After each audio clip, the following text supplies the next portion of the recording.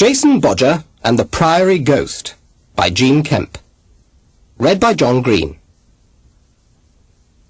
Chapter 1. One warm afternoon in early May, when the trees were shoving out white, pink and red blossom as if the whole country was taking part in a giant flower festival, a school crocodile— no, not the man-eating variety, but the 2x2 school-uniformed, anorak, notebook-carrying, I'm not walking with you, Rodney Bennett, so get lost. Don't kick anyone walking in front, children. Jason Bodger, stop pushing other people. And Bronte, keep up with the other two. Put away those sweets, Adam Bede. Stop pushing, Jason Bodger. Mary Webb, there's nothing to cry about. Behave yourself, Crystal Ewing. Jason Bodger, don't you dare spit on a public pavement. And stop kicking, you'll get left behind next time there's an outing. In fact, why I brought you with us today will ever remain a mystery to me. Type of crocodile made its way from the classroom to the inner part of a small city. Mrs. Cooper, the class teacher, strode along at its head as fast as her little legs would allow, followed by members of Year 4 Class Z, and, bringing up the rear, trying to make his lanky legs fit in with the others, came Mr. Pridmore, a long, thin and timid student, rather like a tall rabbit. He was growing a scanty little ginger bristly beard to make him less nervous, and he wore contact lenses so that he shouldn't have to worry about wearing glasses. He worried about losing his contact lenses instead. Mr. Pridmore loved children, and wanted to teach more than anything in the whole world. He was a very nice person, Mr. Pridmore. He wanted them to call him Anthony, but this just made them giggle.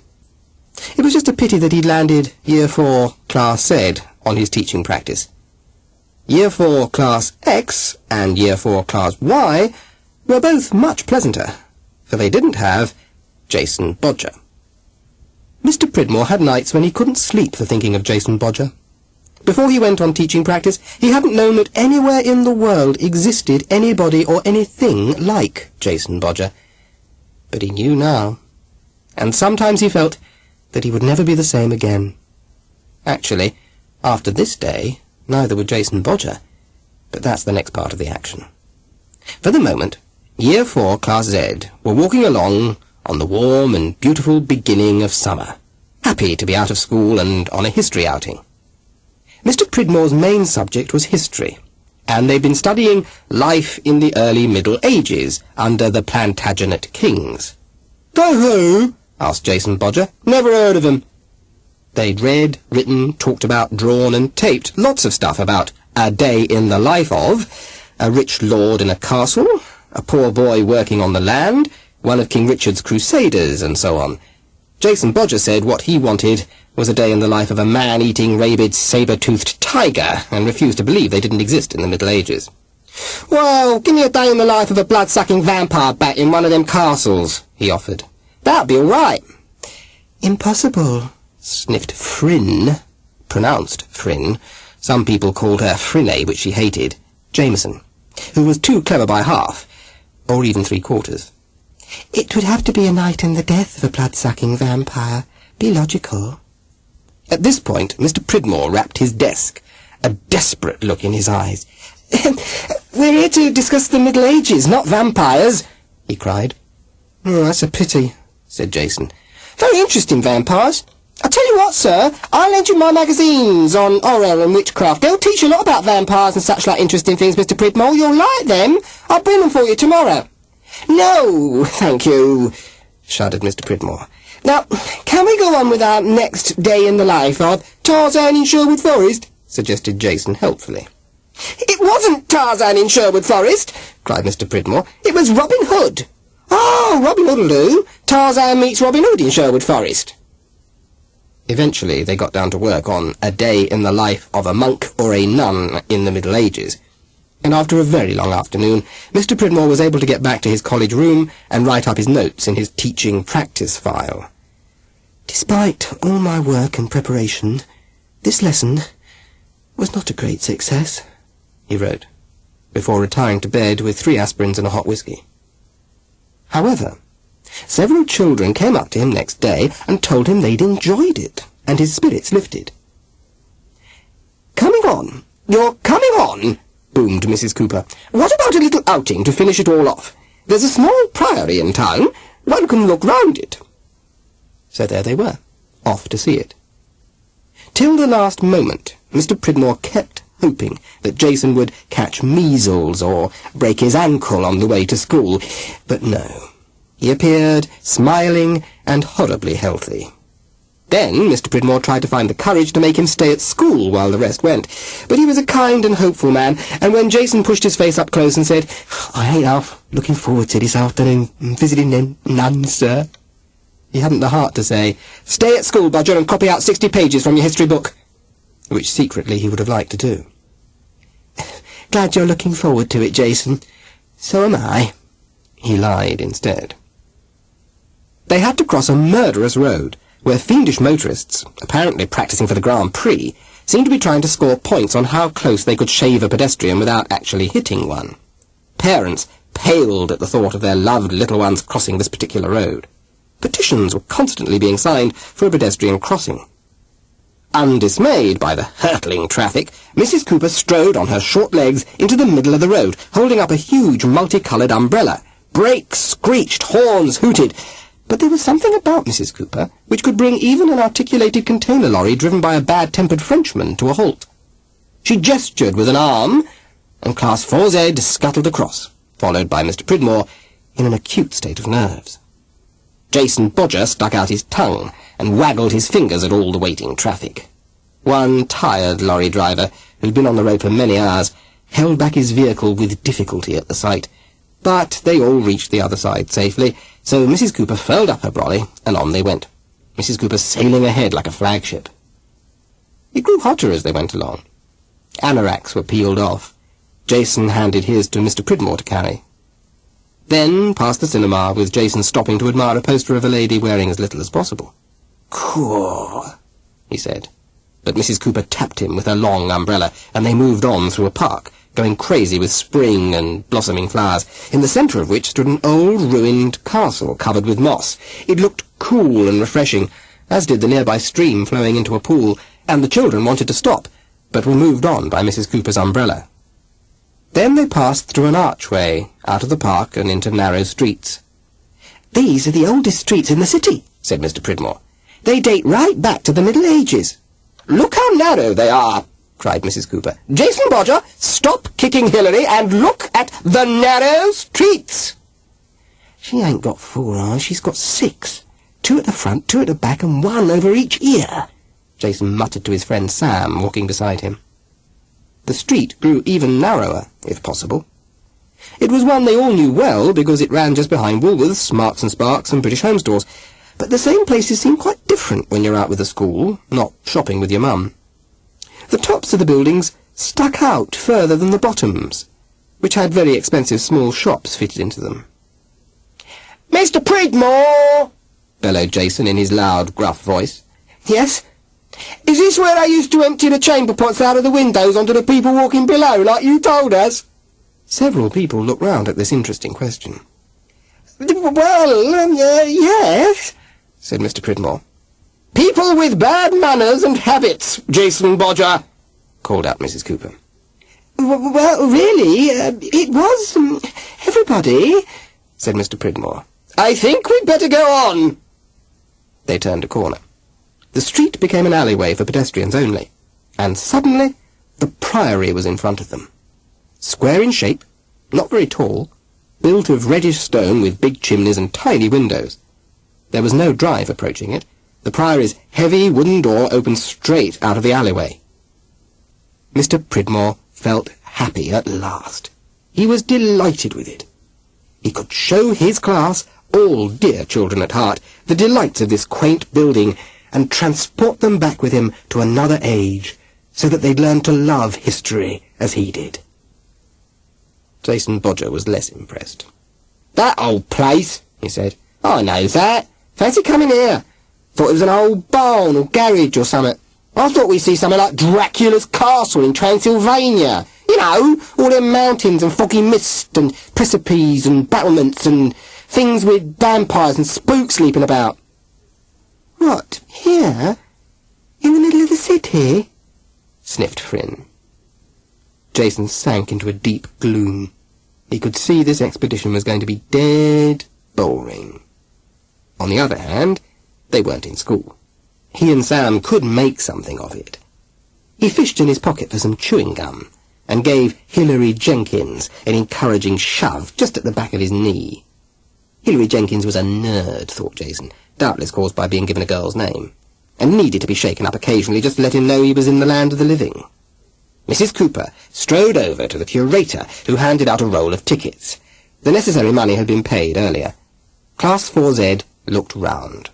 They were in a large, low room, cool and dark, with fat stone pillars, a tiny window, and a large wooden chest. "Two other schools here," said the curator. "Do you want me to show you round, or do you want to do it on your own?" "Get off that chest, Jason Bodger, you're disturbing all the leaflets," said Mrs. Cooper, using the eyes at the back of her head. "There are some things I'd especially like to point out to the children," put in Mr. Pridmore. "I think we'll have the guide." Mrs. Cooper smiled. Mr. Pridmore did not. "Ain't there no gift shop, then?" asked Crystal Ewing. "No," snapped Mrs. Cooper. "You're here to feel the atmosphere and get an idea how people lived in earlier times." "I wanted a gift for me mum. Don't see much point in coming without a gift shop," went on Crystal Ewing. "There's a very strong atmosphere here," said Fryn to her friend Harriet. "I find it creepy," agreed Harriet. "If you mean it stinks," said Jason, "it's them old pots over there. Stick your nose in one. Some had definitely croaked in there." "I'm not at all sure I like it here," muttered Hilary Jenkins, "and I don't think we should have come." "I reckon it's great, then," said Jason heartily. Anything Hilary didn't like, he did automatically. "Come along, children," said the curator, "and we'll begin our little tour. This is a tiny place, and—" No one was taking any notice. "Class 4Z!" cried Mrs. Cooper. Everyone took notice, and the tour began. They went through a door. "The Benedictine Priory of St. Catherine's was founded late in the 11th century, some 20 years after the Norman Conquest, and dedicated to the Church of St. Catherine's in the High Street. In the park nearby, to the north, the stream which supplied the water for all their needs still flows. It was known as the Minchin Lake, or the Nuns' Brook." At this point, Jason blanked off. "They were in the crypt," said the curator. Jason brightened. That was better. Crypt didn't have a bad sound. And the pillars were very wide and squat. He slid behind one, pulling Sam with him. He and Sam would do the tour on their own. Much more interesting. Bound to be some torture machines somewhere, for instance. Surely someone came in and tortured these old nuns from time to time. They did in those days, always doing the odd bit of torture when they weren't galloping round the countryside or living in forests or dying of plague. "Look at them balmy girls over there," whispered Sam. "Must be one of them other schools." "Yeah, funny uniform they're wearing. Look like old bats, don't they?" said Jason. "I've got some peanuts." "Well, give us something." "King John and his Queen Isabella visited here. He was very generous to this priory," the curator said. "Wicked King John?" asked Fryn. "Well, that all depends," said Mr. Pridmore, determined to have some say. "Sometimes people weren't as bad as history records." "I wanted a gift shop," said Crystal Ewing. "Jason Bodger, come out from behind that pillar," said Mrs. Cooper, "and hand over those peanuts, Sam Stokes."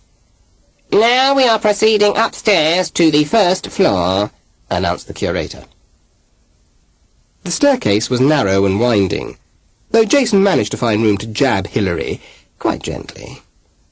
"The spooks got you," he hissed in his ear, so the poor Hilary would have leapt half a mile in the air, only there wasn't sufficient space on the stairs, which were further crowded by a class from one of the other schools coming down as they went up, led by the curator's part-time assistant, who hated the curator and school parties fairly equally.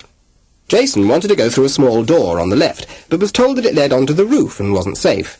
Disappointed, he followed the class through a large dining hall of incredible dullness, followed by a bedroom containing a huge four-poster and a cradle with a doll in it, over which there were some gooings. Jason made sick noises. Really, this was boring. He'd be almost glad to get back to school. "Are you all right, Hilary? You look pale," said Mrs. Cooper. "I don't like it here. I do wish I hadn't come." Hilary moaned. "Take a deep breath and think happy thoughts, child. Then if you don't feel better, I'll take you outside. Though I must say, I don't think there's any atmosphere here." Fryn spoke. "I feel something, Mrs. Cooper." "Let the past reach out to you," cried Mr. Pridmore. "That's all right to a certain extent, but we have to live now," snapped Mrs. Cooper, then turned to the curator. "Shall we go on?" They arrived at another winding staircase, at the top of which there was a large opening with a railing in front of it, like a balcony, and looking over, they could see the kitchen far below. Jason cheered up, for the cooking utensils were the nearest things to torture instruments he'd seen as yet. But what really caught his eye and held his attention was a huge dark beam, roughly shaped, as if giant medieval jaws had chopped chunks from it, and on this beam, but some distance away, lay a higgledy-piggledy heap of paper cups and plates, covered with bits and dust. Jason nudged Sam. "Them old nuns must have had some party sitting out there on that beam." And he rummaged in his pockets for a pebble to throw at the plates and send them floating down to the kitchen 50 feet below. The curator was speaking. "That beam is all that remains of the dortoir, or dormitory. It would have been part of the floor. From the holes in the wall opposite, you can see where there must once have been another beam." Jason's fingers found not a stone, but an old gunged sweet, took aim, threw, and missed the plates as something slid into view, ruining his aim. The sweet pinged on a vast cauldron below. The class leaned forward to watch, and Mrs. Cooper hissed through her teeth, "Jason Bodger!" as the curator droned on. Jason snarled to himself. He rarely missed anything. It was all the fault of some daft girl, walking across the other beam. Her stupid uniform floating about had spoiled his shot, or else her waving at him like that. What was she doing, anyway? He looked round at the class. They didn't appear to have noticed. He looked back at the girl. She smiled at him, nodded, and waved again. At him. Yes, definitely, at him. And something dawned on him. Something that caused his stomach to leap up to his chin, then sink to his boots. Never mind the plates. This girl was walking towards him on a beam that wasn't there. This horrible girl, beaming, oh no, all over her face, was walking on air. And coming for him. Jason Bodger.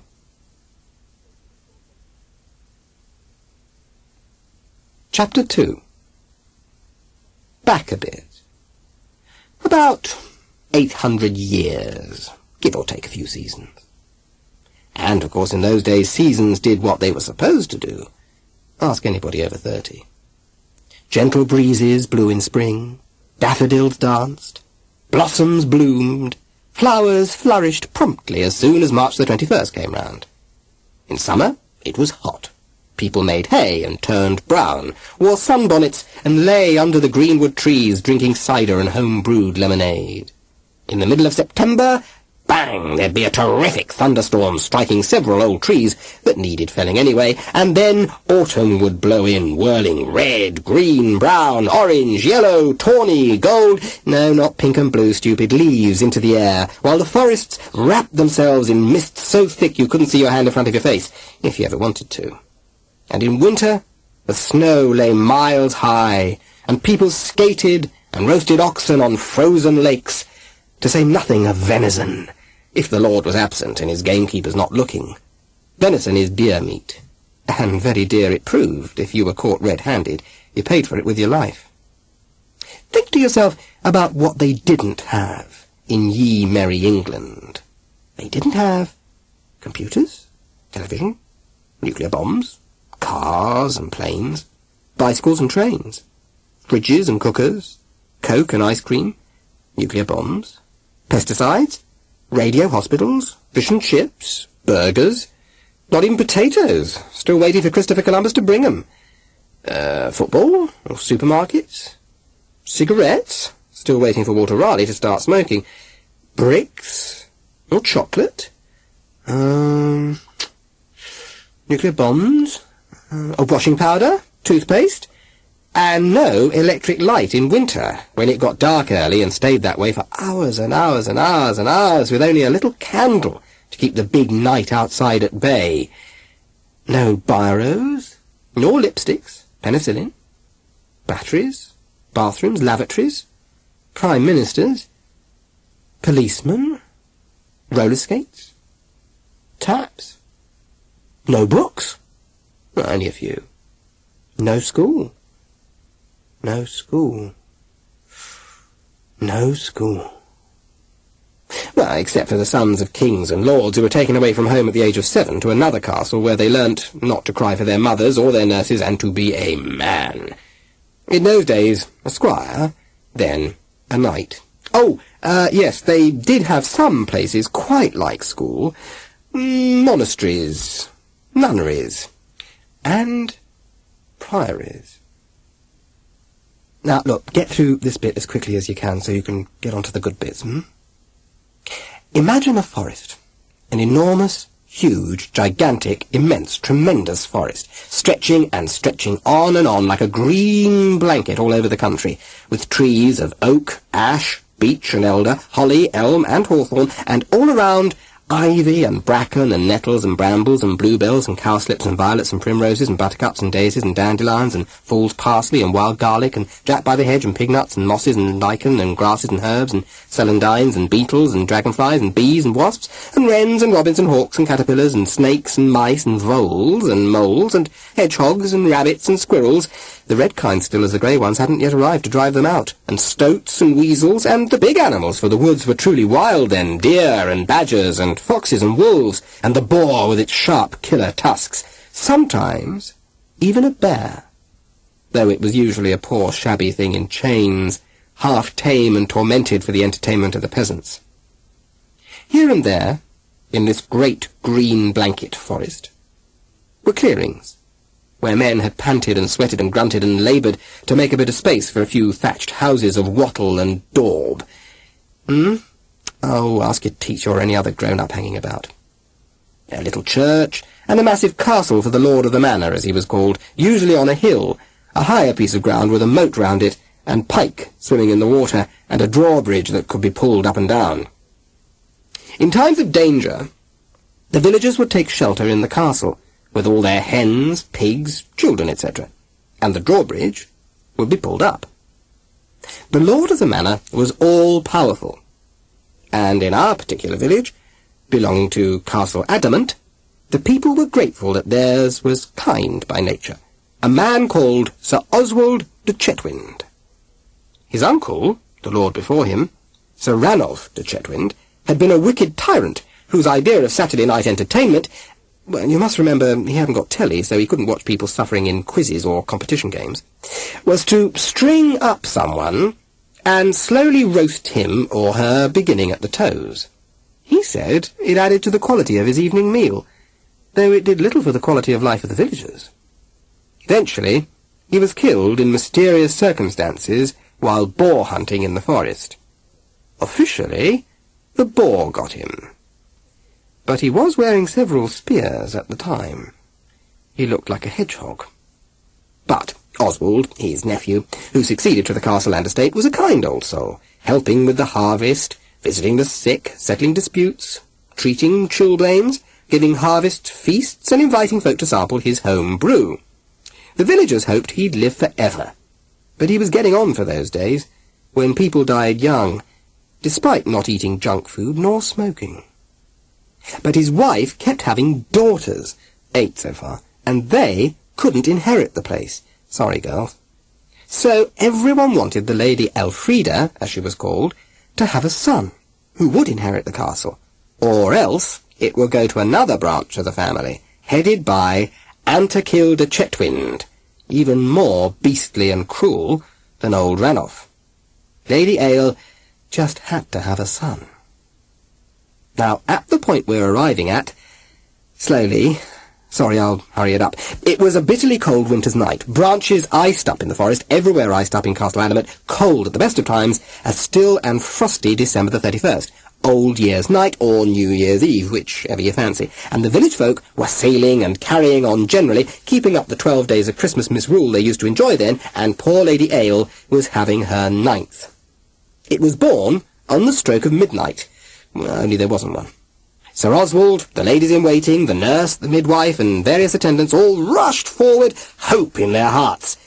Sir Oswald turned away, a tear slipping down his cheek. One of the ladies began to sob. "Oh, no, not again," sighed the Lady Elfrida, and died quietly, with no fuss at all.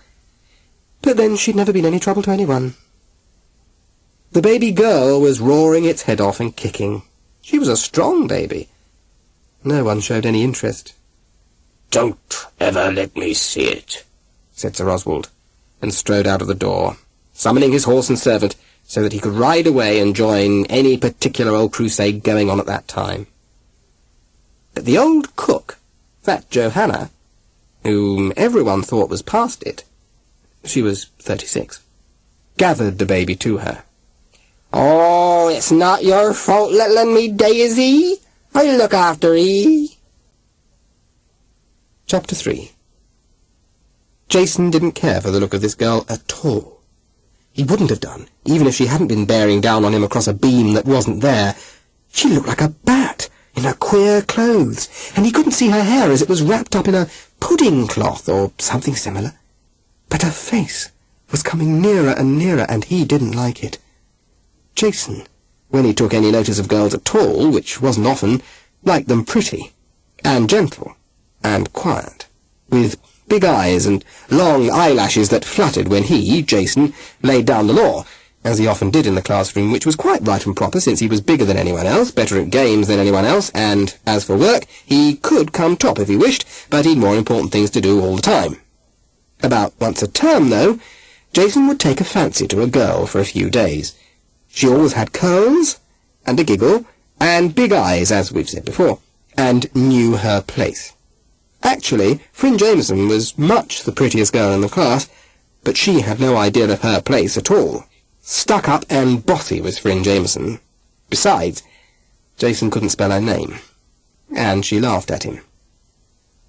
The girl was very near now, and something about her was sending a nasty, prickly, tickling, itchy feeling down Jason's spine, causing his toes to curl and his thumbs to prick horribly. It may have been her grin. All those teeth. Surely she'd got more than her fair share. Maybe it was her pale face with all those freckles. She definitely got more than her fair share. Maybe it was her fierce blue eyes, almost purple and glittering. Maybe it was her long, pale eyelashes. She was near enough now for him to see them, that so often go with red hair. Jason preferred blondes. Blue eyes, glinting curls. Part of Frin Jameson's trouble was that she had black hair, straight, that just curled at the ends. This girl was worse. No hair, just a cloth. But Jason knew that underneath it was red. He'd known this girl for a long time, he felt suddenly. But that was ridiculous. He'd never seen her before in his life. And to tell the truth, he could have quite happily gone on that way. He didn't feel she was going to add anything to it at all. Then he clutched Sam, feeling sick and dizzy, as everything seemed to slide away into a muzzy blur. The Priory, the stone walls, the voice of the guide, Mrs. Cooper and Mr. Pridmore, the footsteps of the children and the visitors, Sam chewing gum, a loud gum chewer Sam, Hilary whimpering about something. "Who is she? What does she want?" he managed to whisper. Sam unhitched the hand clutching him. "Sam, why is she coming for me?" "Look," said Sam, from some far-distant shore, Africa or China, say. "I've offered you some gum 3 times. Do you want it or not?" The girl had nearly reached him now, smiling and nodding her head and talking double Dutch. Yes, definitely double Dutch. Jason couldn't make out a word of it. Not that he was at all sure he wanted to, but she did give him this feeling, very strongly indeed, that What she was saying in Double Dutch was very, very important. Might even be the most important thing that ever happened to Jason Bodger. She stepped off the beam that wasn't there, and up some steps that weren't there either, and through the open space towards Jason. Sam, listen. Who is she? What the heck are you rabbiting on about? She was close now, mouthing incomprehensible sounds, her bony little hands outstretched towards him. What do you want? He whispered. The eagerness in her face terrified him. I'll pack it in, hissed Sam. You look nappy standing there gibbering to yourself. You speak to her, pleaded Jason. Oh, come on, stop messing about. Sam pulled at his sleeve. So did she. Jason thought he might be going out of his mind. And then was sure of it, as Sam moved and stepped right through the girl, who vanished. Chapter 4. Sunlight in a clearing. Bright green, unpolluted grass, soft and velvety as moss, sprigged with daisies, and all about the green leaves of the forest, stretching all around, around, forever. The forest, the world. All the world, the forest. The Lady Matilda Isabel Alice de Chetwynd rolled on the daisies and waggled her dirty legs in the air. Usually she wore old bits of cloth wrapped round them. Middle-aged leg-warmers, you could say, but today was warm, and she'd flung them off. And she was dirty, because she didn't wash. They didn't much in those days. They were a grotty lot, not like the Romans always having baths, your medieval ancestors and mine. And she liked rolling on the daisies because they sprang back afterwards. Buttercups didn't. Violets didn't. Celandines flattened themselves sensibly. Bluebells and cowslips broke. The thin, delicate windflowers died. "Nish!" screamed Matilda. "Ich love daisies!" Softly, I love daisies, and rolled down a slope, colliding with a boy, sharpening a stick with a knife that your museum would gloat over if you dug it up in your back garden today. Beside him lay a large, whippet-thin dog, and Matilda finally crashed onto his ribs. "Good Priory!" she cried, and he licked her face. Almost anyone else he would have torn in half, for he was an alaunt, and they weren't nice dogs. They weren't meant to be in those days, for people didn't have pretty little pets with ribbons in their top-knots and jewelled collars, eating out of tins and being taken for a 5-minute walk in the park twice a day. These dogs were for hunting and fighting and guarding, and Peridot was no exception. But it was the boy who made the growling noise, for Matilda's larking about had nearly caused him to stab himself with the knife. The noise he made could be understood anywhere, any time. A universal shout of push off, get lost, scram, scarper, skedaddle, vamoose, shove off, and lots of other words I'm not allowed to say here.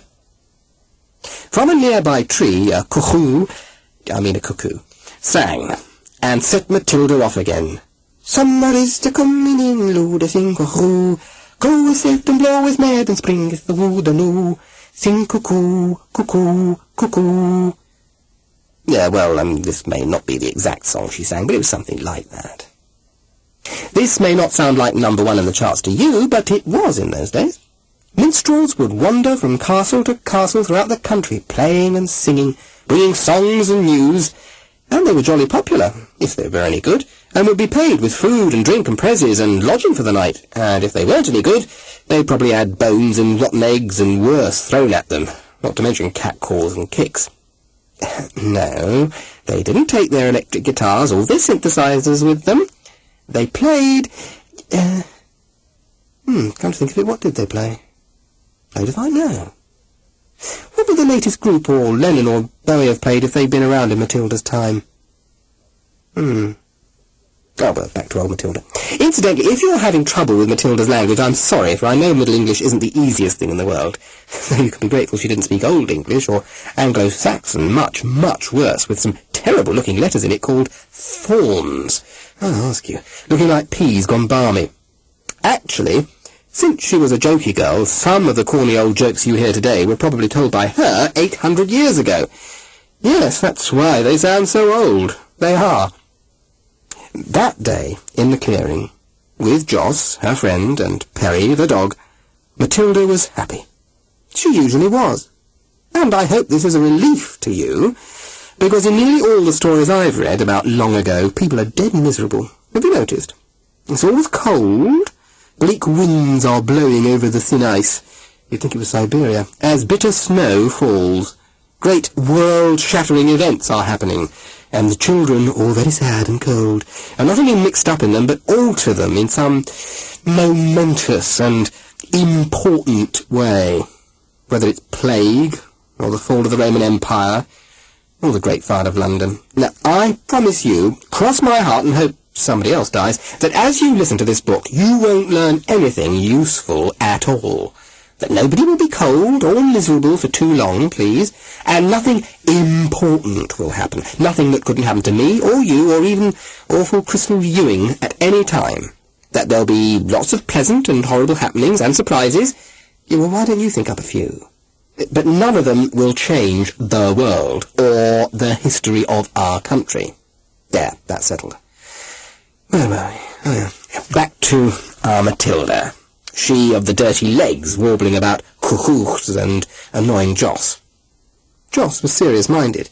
He was the son of Max, Matilda's dad's reeve, or steward, who looked after the castle estate. And you've guessed it, of course, clever kids that you are, Matilda is the baby who arrived a couple of chapters ago, who ought to have been a boy. Johanna's Daisy, now aged 11. Well, 12, or 13 or so, not that she really cared. At that moment, in the sunshine, she was a piece of power. She could do anything and everything, leap in the air, fly to the stars, live forever. She flung her arms wide, whizzing round faster and faster, till she fell on Joss again, so that he nearly stabbed himself with his sharpened stick this time. "Gone, grobbly, rubbly, yobbling, nuffling, ninny bob!" he shouted. "Flitting critters were allwhere, everywhere!" Work that one out, and I'll go back to standard comprehensive and primary middle English forever, promise. And Joss pushed her away. Perry snarled at him, but Matilda biffed him on the nose, and he subsided.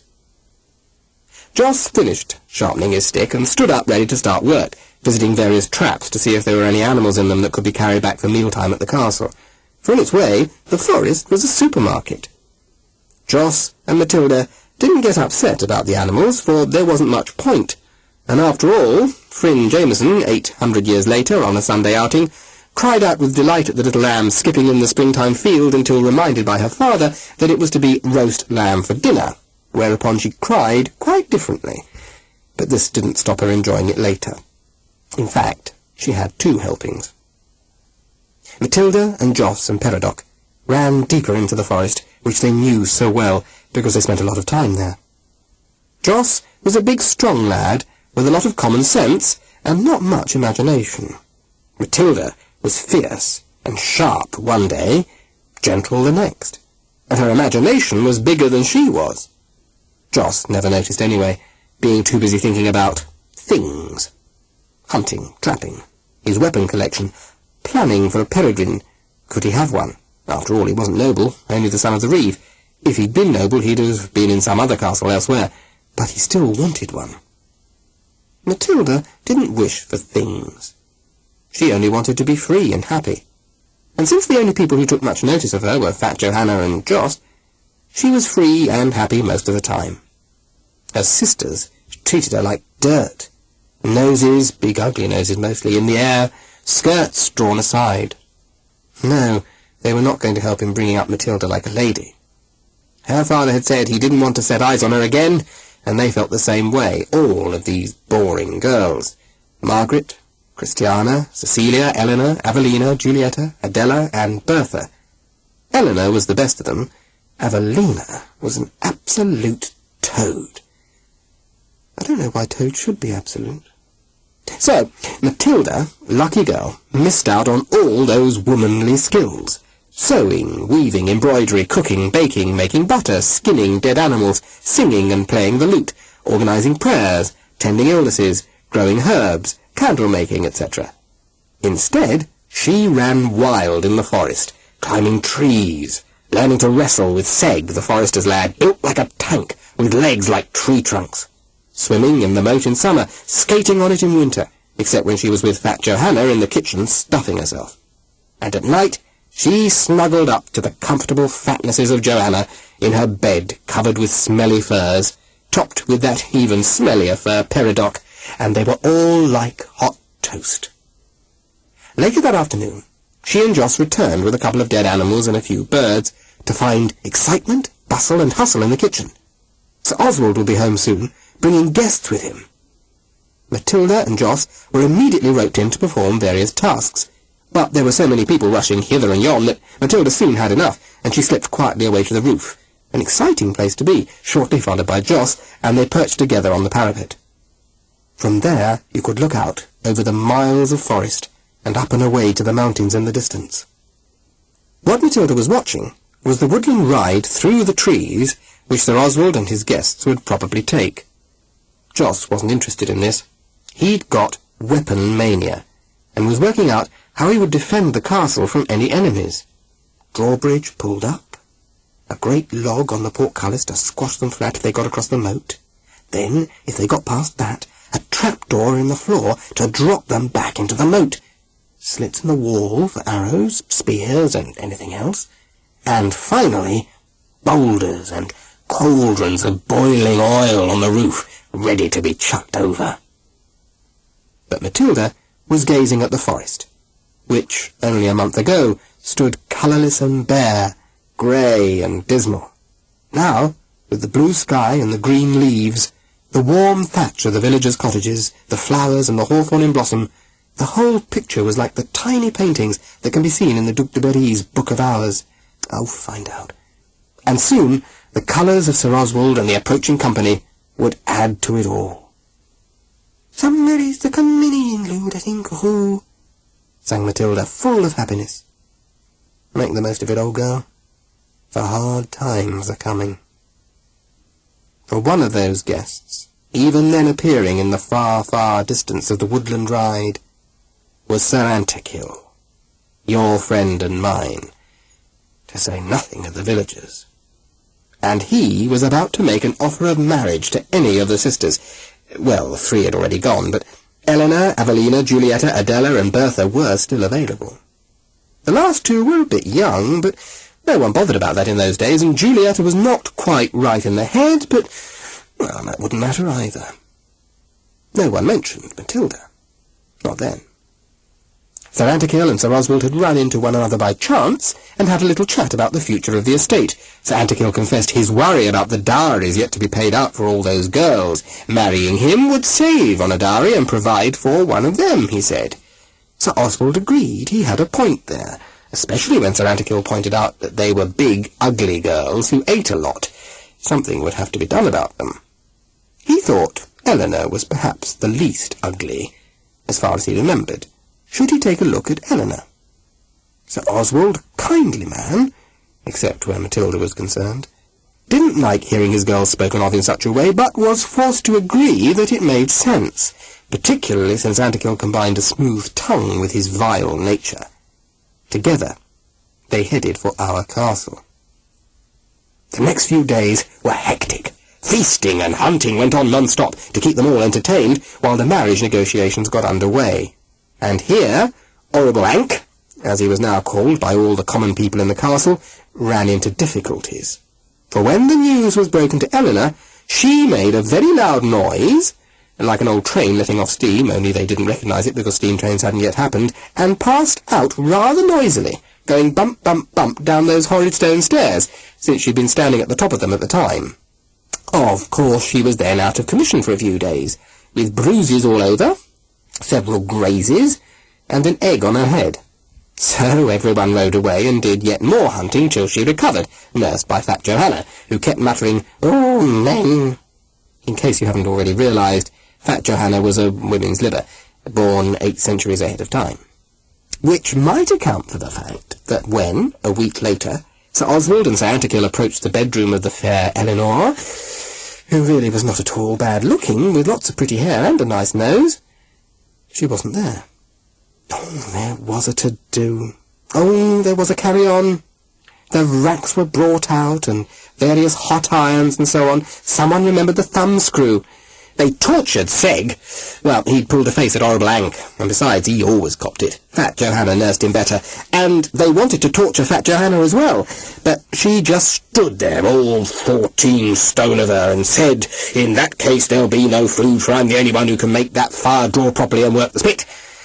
No, stupid, not that kind of draw, nor that kind of spit, but you can find out what kind if you like. So they left Fat Johanna alone. Sir Antikill liked his grub. Next, frantic searchings went on through the castle, the church, and all the wattle and daubs. This was particularly unfair, as it was spring cleaning time, and the women had just tidied up their homes, and the men had started on what small gardens they were allowed, when Sir Antikill's soldiers came trampling over everything with their dirty boots. One housewife sent them packing with her broom, but they took it out on the next house by burning it down, just to show them. But no joy, or rather, no Eleanor. She'd gone, opted, over the hills and far away, with a young trainee squire, doing a sort of youth opportunities scheme at the castle. Now, in those days, when the lord went away to the Crusades, the squire was always supposed to take a fancy to the lady, and play his harp, or whatever, and sing courtly songs to her while she did embroidery for hours on end, poor thing. Well, this squire, who was called Robin, they were always called Robin, hadn't got a lady, for she died having our Matilda. So he transferred all that love and longing to Eleanor, the good looker of the girls, which is why she fell into a swoon. Smashing word, swoon. When she was told she had to marry horrible Ank, as her heart was already given to Robin.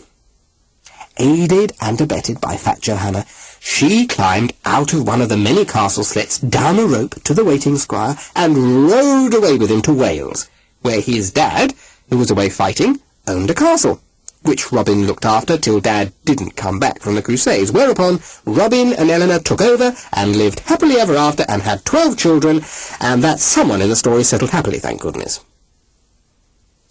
"I'll have him," said Toad Avelina. She meant Sir Antikill. "I've always wanted to be lady of the manor. I don't mind how horrible he is, or how ugly." "Well, you couldn't, could you?" said Matilda, who just happened to be passing at the time. "Don't you dare come near me, you maggoty, faggoty, murdering torment!" shrieked Avelina, "or I shall put Tyrrell the Terror onto you, and his hounds." All this in Middle English, of course, and sounding even nastier than it does here. Tyrrell was the cruellest of Sir Antikill's soldiers. "Get knotted, big conk," replied Matilda, sticking out her tongue as she departed at full speed. All in Middle English, naturally. So, a few days later, there was a grand wedding feast, with dozens of guests, music, dancing, food and wine. Oh, that food! Oh, that wine! You never saw so much in all your life. People ate and drank till they fell down flat on the rushes, which were a clean spread for spring and the wedding feast. But the castle servants and the villagers weren't happy. They feared Sir Antikill was there to stay, and Sir Oswald was looking very frail after this latest expedition, for he was really getting past galloping over the desert fighting the Saracens, who were rather better at it than he was. Fat Johanna wasn't happy either, though she organised all the feasting brilliantly. "What's up?"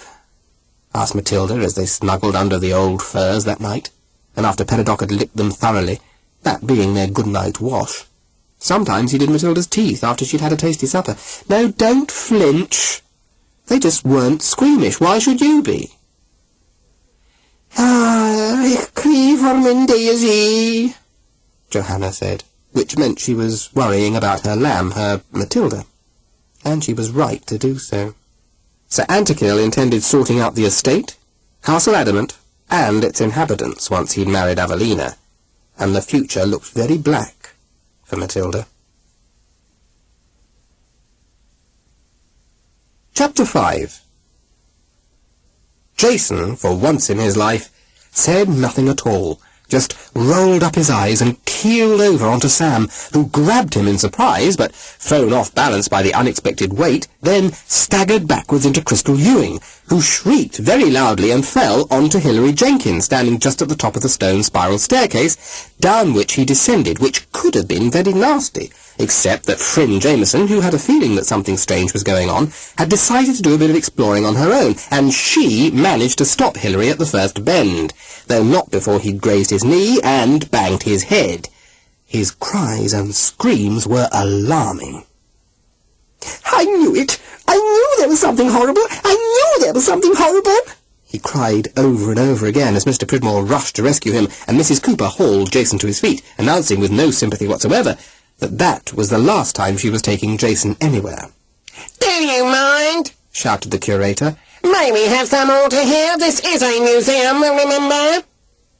You could hear the assistant curator muttering to himself, "I hate school parties.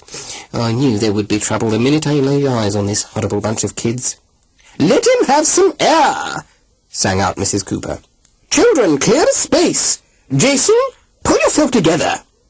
"I don't think he can. He's a very funny colour," put in Sam.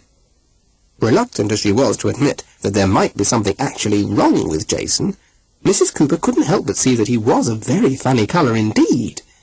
Khaki, possibly. "Something horrible! Oh, something horrible!" wailed Hilary from the arms of Mr. Pridmore. Alarm was starting to spread among other members of Class 4Z, some of whom were genuinely scared, while others didn't mind adding a touch of drama to what was turning out to be a splendid outing. "I think you'd better go," suggested the curator to Mrs. Cooper in a loud voice. "There are other schools here, you know, as well as yours." "What about my history?" cried Mr. Pridmore. "When you've got a class in that state, it's best to leave history for the future," was the reply. Mrs. Cooper settled it all. "Class 4Z, she said, "outside! Quietly!" Thus it was that Jason came to in the alleyway in front of the Priory. The first thing he saw was Mrs. Cooper. He'd never been fond of her, looking on her as something you had to put up with, like dentists, rainy days, or greens. But when he saw her face, he cried, "Keep her away!" Mrs. Cooper was not pleased.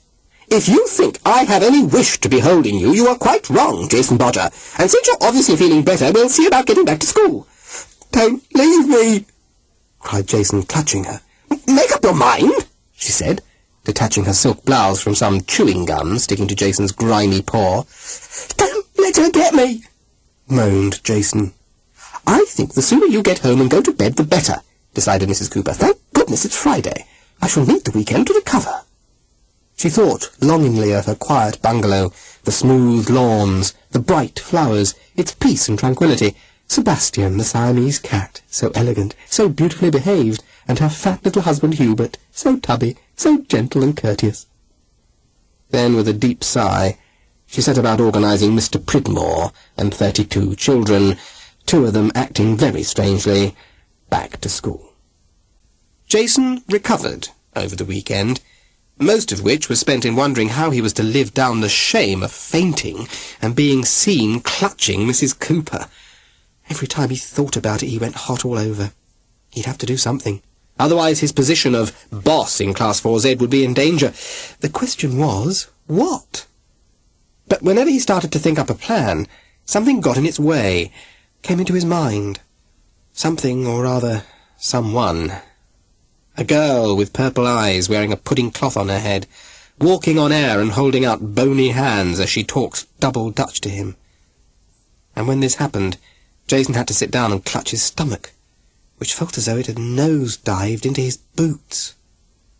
On Sunday, he didn't go out to play when his friends came to call. Instead, he lay on his bed, feet on the pillow, while his poor brain churned and chugged away at his 2 problems. What to do to get back his macho image in the eyes of Class 4Z, and how to blot out forever the vision of the vanishing pudding-cloth girl in the Priory. Since he had no intention of setting foot in that place again for the rest of his life, he wouldn't see her, so all he had to do was forget that dreadful school visit, and put it all out of his mind. "Jason must be ill. He's been quiet all day," said his mother at the end of it. "Well, I hope he stays that way, then. Best Sunday I've had in ages," said his sister. "Oh, I do wonder if there's something the matter," his mother continued, "for the most unlikely children have loving mothers." "Oh, of course there isn't. What could be the matter? He's got no feelings to get hurt or anything like that, and he's as tough as old boots." And this conversation just shows how unfeeling people can be, and how it's possible to suffer alone.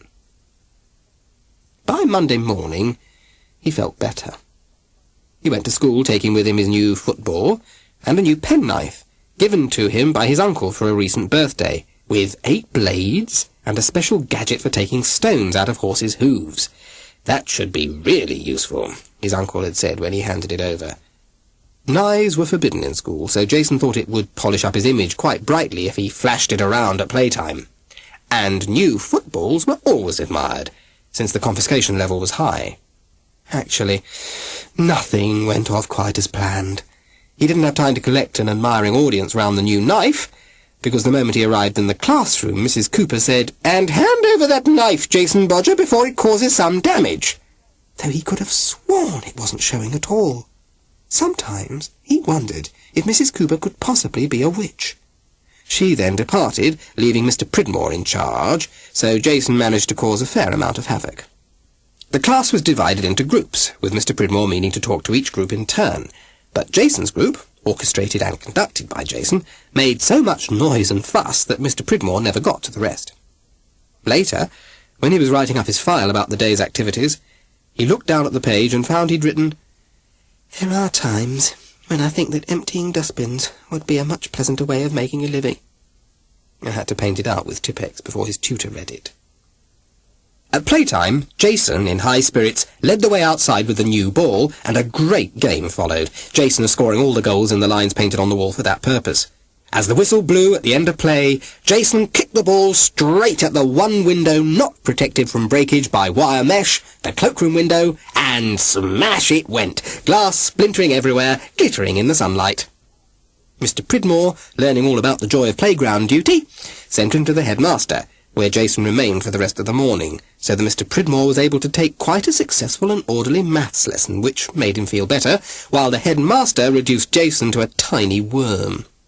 However, when he finally got back to his class, he managed to swagger and show off again and impress the kids by his account of just what he'd said to the headmaster, which actually was nothing at all. As he ate his lunch, and half Hilary Jenkins's, Jason thought life was fine, and last Friday's visit was just something to be forgotten. In the afternoon, it was to be PE. Jason liked PE. He was good at it, especially on the ropes and beams. Something said in his head, don't think about beams. That was last Friday, and Friday was a day now gone forever, like that vanishing girl. Right now, everything was fine. Jason Bodger rules. Okay. Chapter 6. The honeymoon, or whatever they had in those days, of Antikill and Avelina, was short. To begin with, they mainly threw things at each other, until, finally exhausted, they sat down and began to talk, finding out as they did so that they wanted the same things from life: to be richer than anyone else, to be more powerful than anyone else, and to be more admired than anyone else. Getting down to the nitty-gritty, they wanted to get rid of Oswald and all the girls, kill Fat Johanna and Max, and put down the villagers, who'd grown far too democratic and uppity under Sir Oswald, then build up a super fighting force led by Terrible Tyrrell and his band of cutthroats to attack, pillage, and plunder as many castles in the kingdom as possible, grabbing all their wealth and armouries. Antikill also fancied a captured maiden or so, but he didn't tell Avelina that. "Where do I begin?" he crooned in her ear, thinking that she wasn't as hideous as he'd first thought, though he still intended to push her quietly down a well when he'd really established himself as lord of the manor, and find himself a beauty. But she'd got a good brain, and he might as well make use of her for as long as he could stand it, or her. "Get rid of father first. Poison would do." Not with Fat Johanna there, it won't," And remember, nothing's to happen to her till another one's trained to draw the fire and work the spit. Let's have a hunt. Then he can be accidentally killed, she suggested. We had a lot of hunting before you and I were wed, he replied, kissing her hand. Ah, but not boar hunting. Not dangerous stuff, she murmured, nibbling his ear. There don't appear to be any boars in the forest at the moment, said Hank. Oh, there must be. They need stirring up. Send out Tyrrell. He'd stir anything up. And get him to go round the villages whilst he's about it and bring them to their knees with new taxes and more work on our land, so they can't do any of their own. You can see Avelina was almost as nasty as Antikill. Great. Please remember that this conversation was taking place in Middle English. Can I come with you to the hunt where Dad gets knocked off? This shocked even Antikill. Not very womanly, my dear, is it? Sucks to being womanly. I want some fun. During the following week, one of the village children spotted a ferocious beast in the forest and returned home babbling of tusks as long and sharp as spears. Next day, another fierce wild pig, goaded on by Tyrrell and his mates, rushed, squealing and yelping right through the centre of the wattle and daubs, knocking a couple of wives out of the way, which, as they grumbled later, is not what you want at all when you're out gathering herbs and veg for the evening meal. Something had to be done. The villagers complained to Max, who went to Sir Oswald, who said, ask Antikill. He really was getting past it, I'm afraid. And so it was that the cry went up of, "Tally-ho, the boar, the boar!" and lots of men went round boasting of what they'd done last time there was a boar hunt. Max, who had actually killed the boar, being severely gashed for his trouble, felt most depressed. He hated boar hunts. Someone always got hurt. Crops were wrecked, and work neglected, and Max liked life to be an orderly routine. Growing and making things, improving everything generally. Fat Johanna, of course, knew something was up.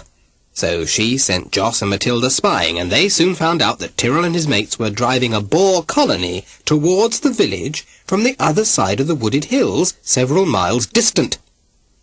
A hunt was fixed, although winter, not spring, was the true hunting season. Max was the leader, Tyrrell second in command, with Sir Oswald officially directing it, which meant nothing at all since he was going a bit gaga. Every man and boy was to take part, while the women and girls were to stay behind and prepare a feast for the victorious menfolk, organised by Fat Johanna, who, though she resented the fact that the men had all the flash and showing-off part, did herself feel that cooking some good grub in the kitchen was more enjoyable than crawling round in the forest undergrowth after an ill-tempered and dangerous animal. In the end, Avelina did not go. Boar hunts are not at all like hunting deer or foxes or hares or otters. You can get killed.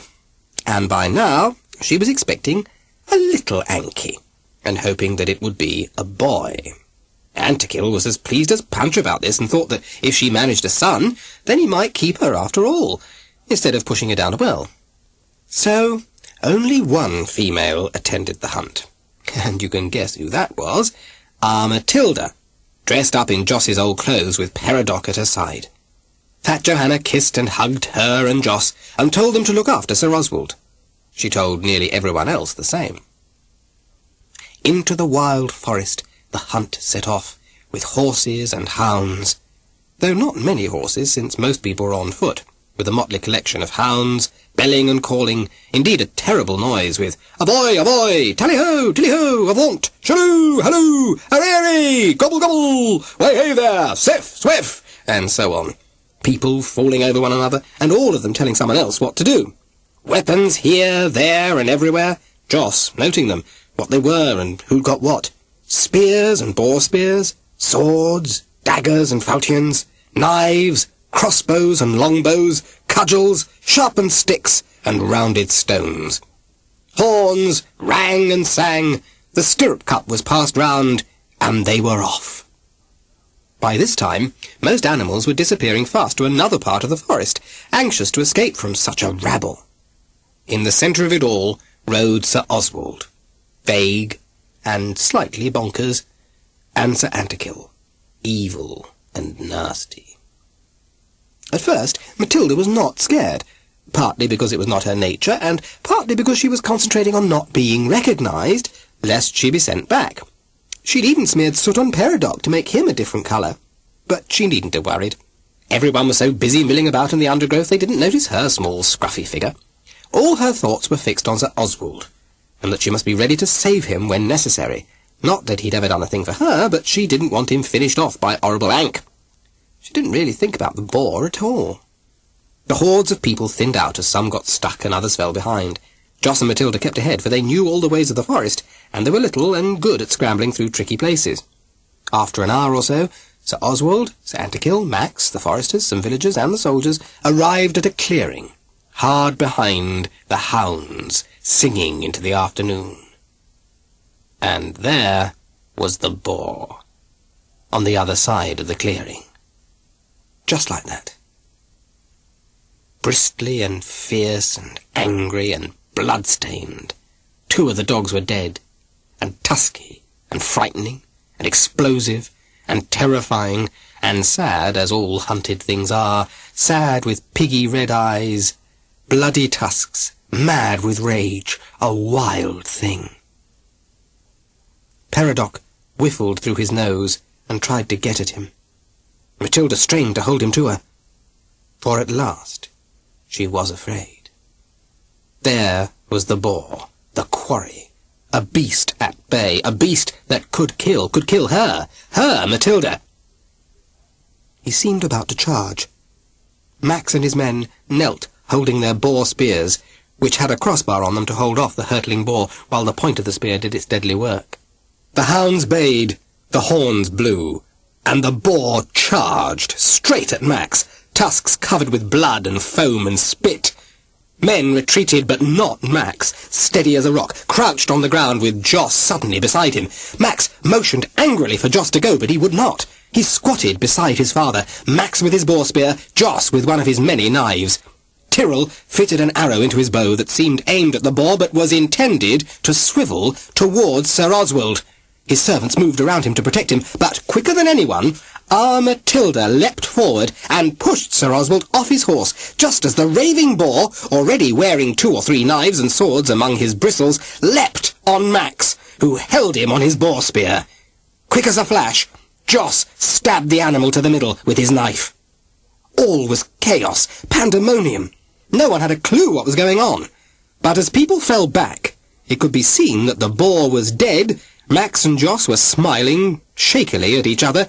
Sir Oswald was hanging halfway off his horse, very undignified, and Peridot, swollen into an enormous dog, hairs a-bristle, hackles down his back, jaws and teeth wide, tail like a banner, growling deep inside his throat, was keeping the restive horses at bay as he stood over Matilda, lying white and still on the ground, Joss's cap knocked off, her flaming fleece of hair spread everywhere. And gazing at Matilda, eyes full of questions, was Antikill. Chapter 7. Mrs. Cooper was marking the register when Mr. Pridmore's tutor, Mr. Porter, put his head round the classroom door. "No, don't get up, children," he boomed. He was a big, booming, bearded man. "I've come to watch your PE lesson. We'll have some fun." Fun. I'd rather go to the dentist for fun, Mr. Pridmore thought wildly, wondering if he had the courage to run out of the room and go home. But he hadn't. He stood there and smiled instead. "I'm sorry, but I have to see the head. I'll be as quick as I can," explained Mrs. Cooper, "so I'll leave you for now." "No, don't leave me," cried Mr. Pridmore inside. "Please don't leave me with him, P.E. and Jason Bodger." For although he didn't like Mrs. Cooper, there was that about her which made him feel safe. But he smiled bravely and murmured, "Yes, of course, Mrs. Cooper." Along the corridors and down the steps they went to the hall. Jason managed to trip up Hilary, so that he fell down the steps and cried, but the tutor was reading Mr. Pridmore's teaching file and didn't see. On entering the hall, Mr. Pridmore couldn't see either. There had been a film showing in the dinner hour, and the heavy curtains were still blacking out the windows. "Oh, no," thought Mr. Pridmore. "We shall have to put out the apparatus." A job he dreaded. Fortunately, the children had already changed into their PE kit. Out loud, he said brightly, "Find a space and sit down in it till I've drawn back the curtains." "Can't we have it in the dark?" asked Jason, but Mr. Pridmore ignored this, pulling aside the curtains one by one and flooding the hall with light, then stepping backwards and falling over Crystal Ewing, who had naturally chosen the wrong place to sit down in.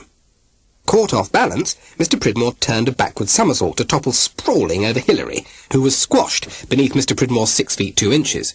A loud wailing noise arose from Hilary and from Crystal, but this was lost in hoots of laughter and the offers of help coming from the rest of the class. "You need a white stick, sir!" roared Jason, and was immediately told off by Fryn for being so insensitive. After 5 minutes or so, "Shall we go on with the lesson?" boomed the tutor. "You wanted some fun, sir," said Jason, quick as a flash.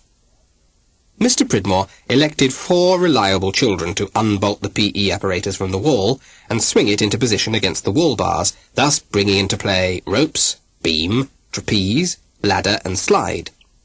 Tricky it was, and easy to go wrong, so he didn't pick Jason, but told him and Sam and 2 girls to put down mats, the box, balancing forms, etc. instead. However, Fryn, one of those chosen to fix the apparatus, was for once having difficulty pushing in the bolt, and Jason, having arranged the mats and the horse, noticed this, and rushed across full of glee to show her how. Crossly, she went to push him away. The bolt pulled out, and the whole apparatus swung loosely into the middle of the hall, out of control. "Look out!" shouted the tutor on Superboom this time. "Here!" cried Mr. Pridmore, tripping over Hilary Jenkins as he rushed towards the whole wobbly structure. "I'm fixing it!" shouted Jason, leaping up and grabbing the beam. The 2 upright posts, which needed to be bolted into the hall floor, swayed alarmingly, as did the ropes, trapeze, ladder and slide, all swinging into position but not fixed. Crystal Ewing shrieked, and Hilary crouched on the mat, hiding his head.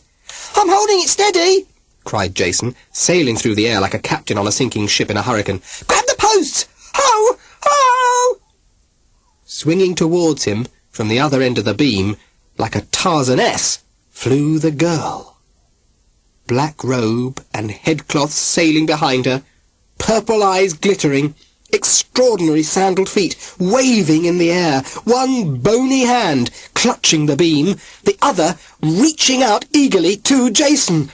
She was talking 19 to the dozen. To Jason's terrified ears, the words seemed to be double Dutch. With a cry that wouldn't come properly out of his throat, he dropped down off the beam with only one wish, to escape from that hall as quickly as possible, and fell onto the humped form of Hilary, who burst into tears. "Just what is going on here?" Mrs. Cooper spoke from the doorway. "Have you all gone mad? Mr. Pridmore! Mr. Porter! Jason Bodger, I might have known! Frinny, grab that post!" She had clicked across the hall and was already bolting down the other one. Jason lifted his eyes, where he had buried them in Hilary's T-shirt. For a moment, all was still, and in that quiet space, Jason and the girl looked at each other. She said something to him, and was gone. "There was something here, Mrs. Cooper. Honestly," said Fryn. "I know there was." "Horrible!" wailed Hilary. Mrs. Cooper was not interested. "Into your groups! Greens to the wall bars, reds to the forms, yellows to the springboard and box, blues to the ropes. Stand there till I give the word. Jason, Hilary, go and change and sit down. Mr. Porter, I'm sure you have other schools to visit. Mr. Pridmore, we'll have a little talk later. Just now, please continue with your lesson." And Mr. Pridmore did. Mrs. Cooper moved over to Jason and Hilary. "Stop crying, Hilary. Everything will be all right. Try not to make such a fuss at every little thing. You can't go through life wrapped in cotton wool." Hilary sniffed and subsided, wishing he could. "Jason, what is it?" Mrs. Cooper, I think I'm seeing a ghost." "Nonsense," she answered. "Probably indigestion. What you need is plenty of work. Bring me your maths book and I'll set you some problems." "Oh, got all the problems I need," murmured Jason, trailing away to the classroom in deep despair. Chapter 8. Back at the castle, Matilda soon recovered under the loving care of fat Johanna. Max had settled Sir Oswald on his horse the right way up, and Seg carried Matilda home in his arms with no effort whatsoever, as he was built like Tarzan, except for his short legs. Besides, Joss and Seg were the only two that Peridot would allow near Matilda, so Joss took the dog and Seg Matilda. Max just managed to stop Tyrrell shooting Peridot. The boar was carried aloft in triumph, plus any other game captured while they were hunting, and I won't go into details as I know you all get easily upset. I'll just say that the castle and the village were well stocked for some time. Just like a really big visit to the supermarket, in fact. Fat Johanna was delighted with it all, and also pleased to find Sir Oswald still alive, if not exactly kicking. She cried a little over her Deyazee, who had been knocked down by Sir Oswald's horse, a rather stupid animal, but her Deyazee was a strong girl and soon recovered, especially with all the special rubbing lotions and potions and broths and so on given to her by Fat Johanna, who saved Matilda the best of everything going. But the damage was done. Sir Antikill had spotted her. Up till then, he'd hardly been aware of her existence, but now he was. He inquired all about her from Avelina, who described her as a murdering serpent. Except for Eleanor, the sisters had always insisted that Matilda murdered their mother. And a loathsome spy. Sir Antikill thought about Matilda at some length, how she'd managed to foil Tyrrell's effort to finish off Sir Oz, and he remembered her strawberry blonde hair and deep blue eyes, and, I bet this surprises you, her beauty. Yes, dirty legs, ghastly manners, the lot. Matilda was the best-looking girl in the forest, though still very young, of course. What's more, she had something which nobody else in her family had, except perhaps Avelina, and in her case it had all turned sour early in life, brains and character. But much more than that, Matilda was the kind of person people follow to the ends of the earth, struggling through deserts and jungles, although they hate travel, climbing mountains, though they're scared of heights, crossing oceans, though they're always seasick. Yes, she of the dirty legs and rotten manners was one of those. Boudica was another. You can probably think of some more yourself. Jolly uncomfortable they often are. Fat Johanna knew this, as did Joss and Max and Seg and the villagers and the castle servants. Sir Oswald and his family didn't, but then they were silly, stupid people. Jason Bodger was slowly realizing it. And Sir Antikill knew quality when he saw it. She was going to be trouble, this one. She must be got rid of. Avelina was thrilled at the idea. "Oh, what I've always wanted," she cried. "Drop her in a well." Sir Antikill looked at her sharply. Was she a mind-reader by any chance? She'd been looking so unlovely lately, he'd more than once thought of wells. "No, her death would cause trouble. Besides..." "Besides what, Anky, darling?" Please don't forget that all this is in Middle English." Said Anky, darling, who'd just been about to say that besides it'd be a pity to murder such a smasher, but hastily decided against it. I've got work to do, dearest." And he wandered off, leaving Avelina to think of the castle without Matilda. He himself was thinking that Matilda was really going to be a bit of all right quite soon, and if she married him, he'd have no trouble at all in ruling the castle, followed by more castles, followed by, why not, the country? Why not indeed? King Antikill, Queen Matilda. What's more, her deep, deep blue eyes and pretty nose and wonderful hair, would be there right beside him instead of awful Avelina. But he had to keep Avelina happy till she had a son. And if she didn't, well, would be the answer. And he had to keep Matilda hidden in case anyone else spotted and snatched her up. Why, if she weren't properly guarded, any visiting lord or minstrel, or page or peasant, or anyone, perhaps even that boy Joss, son of boring, beastly, loyal Max, could run off with her. The mind boggled. No, she must be stowed away somewhere safe for a while, until he could safely get his hands on her. For the more he thought about it, the more sure he grew that he wanted her, not Avelina. No problem. It could be easily and quietly done. But if she was to be his future wife, she'd need a bit of polish, some education. He could see she was very wild at the moment, chasing after boar hunts in boys' clothes. All that would have to stop. She'd need to learn to sing and play the lute, and how to embroider, and how to tell the servants what to do. Woman stuff.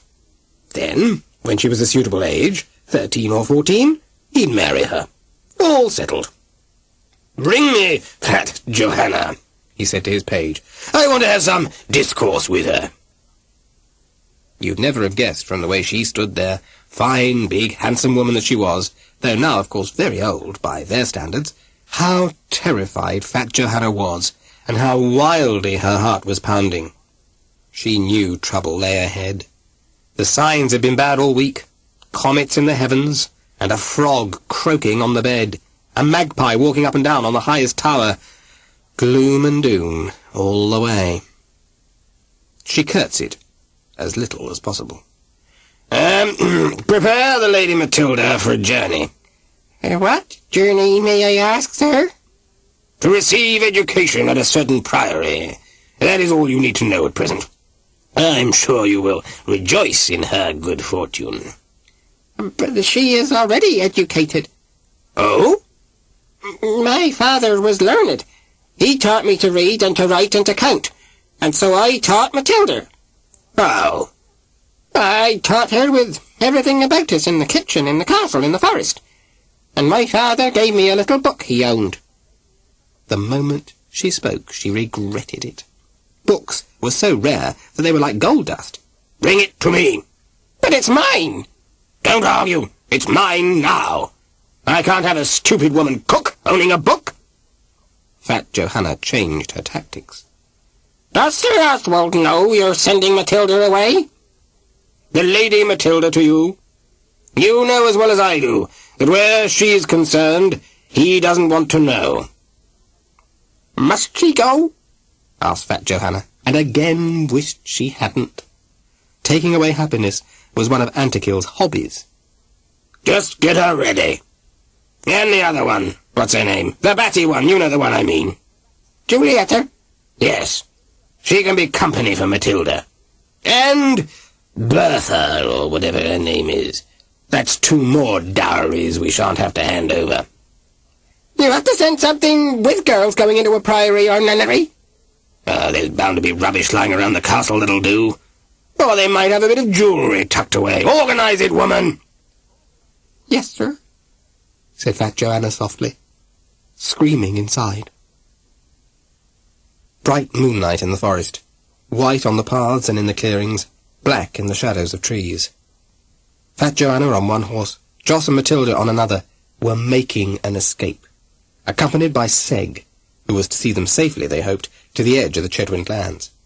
Max had found them the horses, Fat Johanna the provisions, and Peridot easily kept up with them, very easily, for they were going too slowly, as Seg and Fat Johanna knew. Seg was to return to the castle, while they went on to Wales and the castle of Robin and Eleanor, where they hoped to find safety and time for Matilda and Joss to grow up and defeat Sir Antikil and Avelina.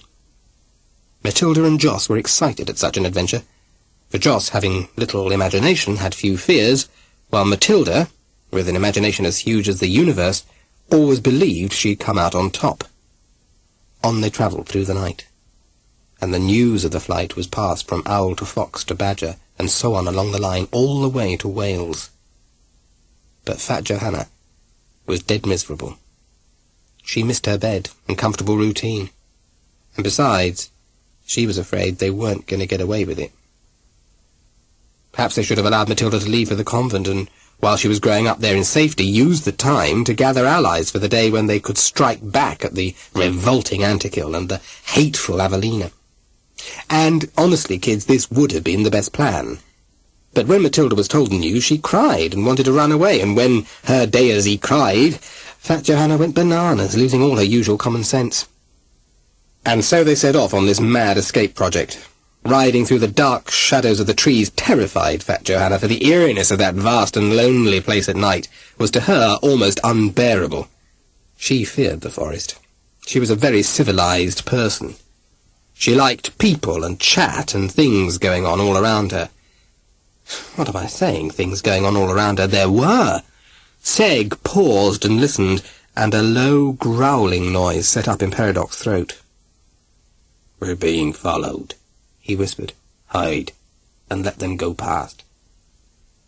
Silently they slithered into a dark clump of bushes and trees, holding the horses and the dog as still as possible, while the chink of hooves and jangle of harness sounded too close for comfort right beside them.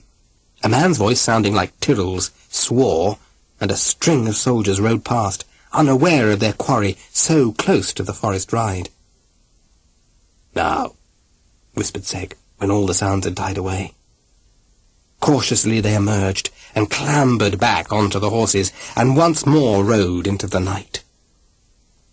Dawn was breaking pink and pearly over the now much nearer hills, as Seg stopped at the edge of the Chetwynd terrain. He raised a hand to salute Matilda, turned to go, then cried out in a warning that was chopped in half.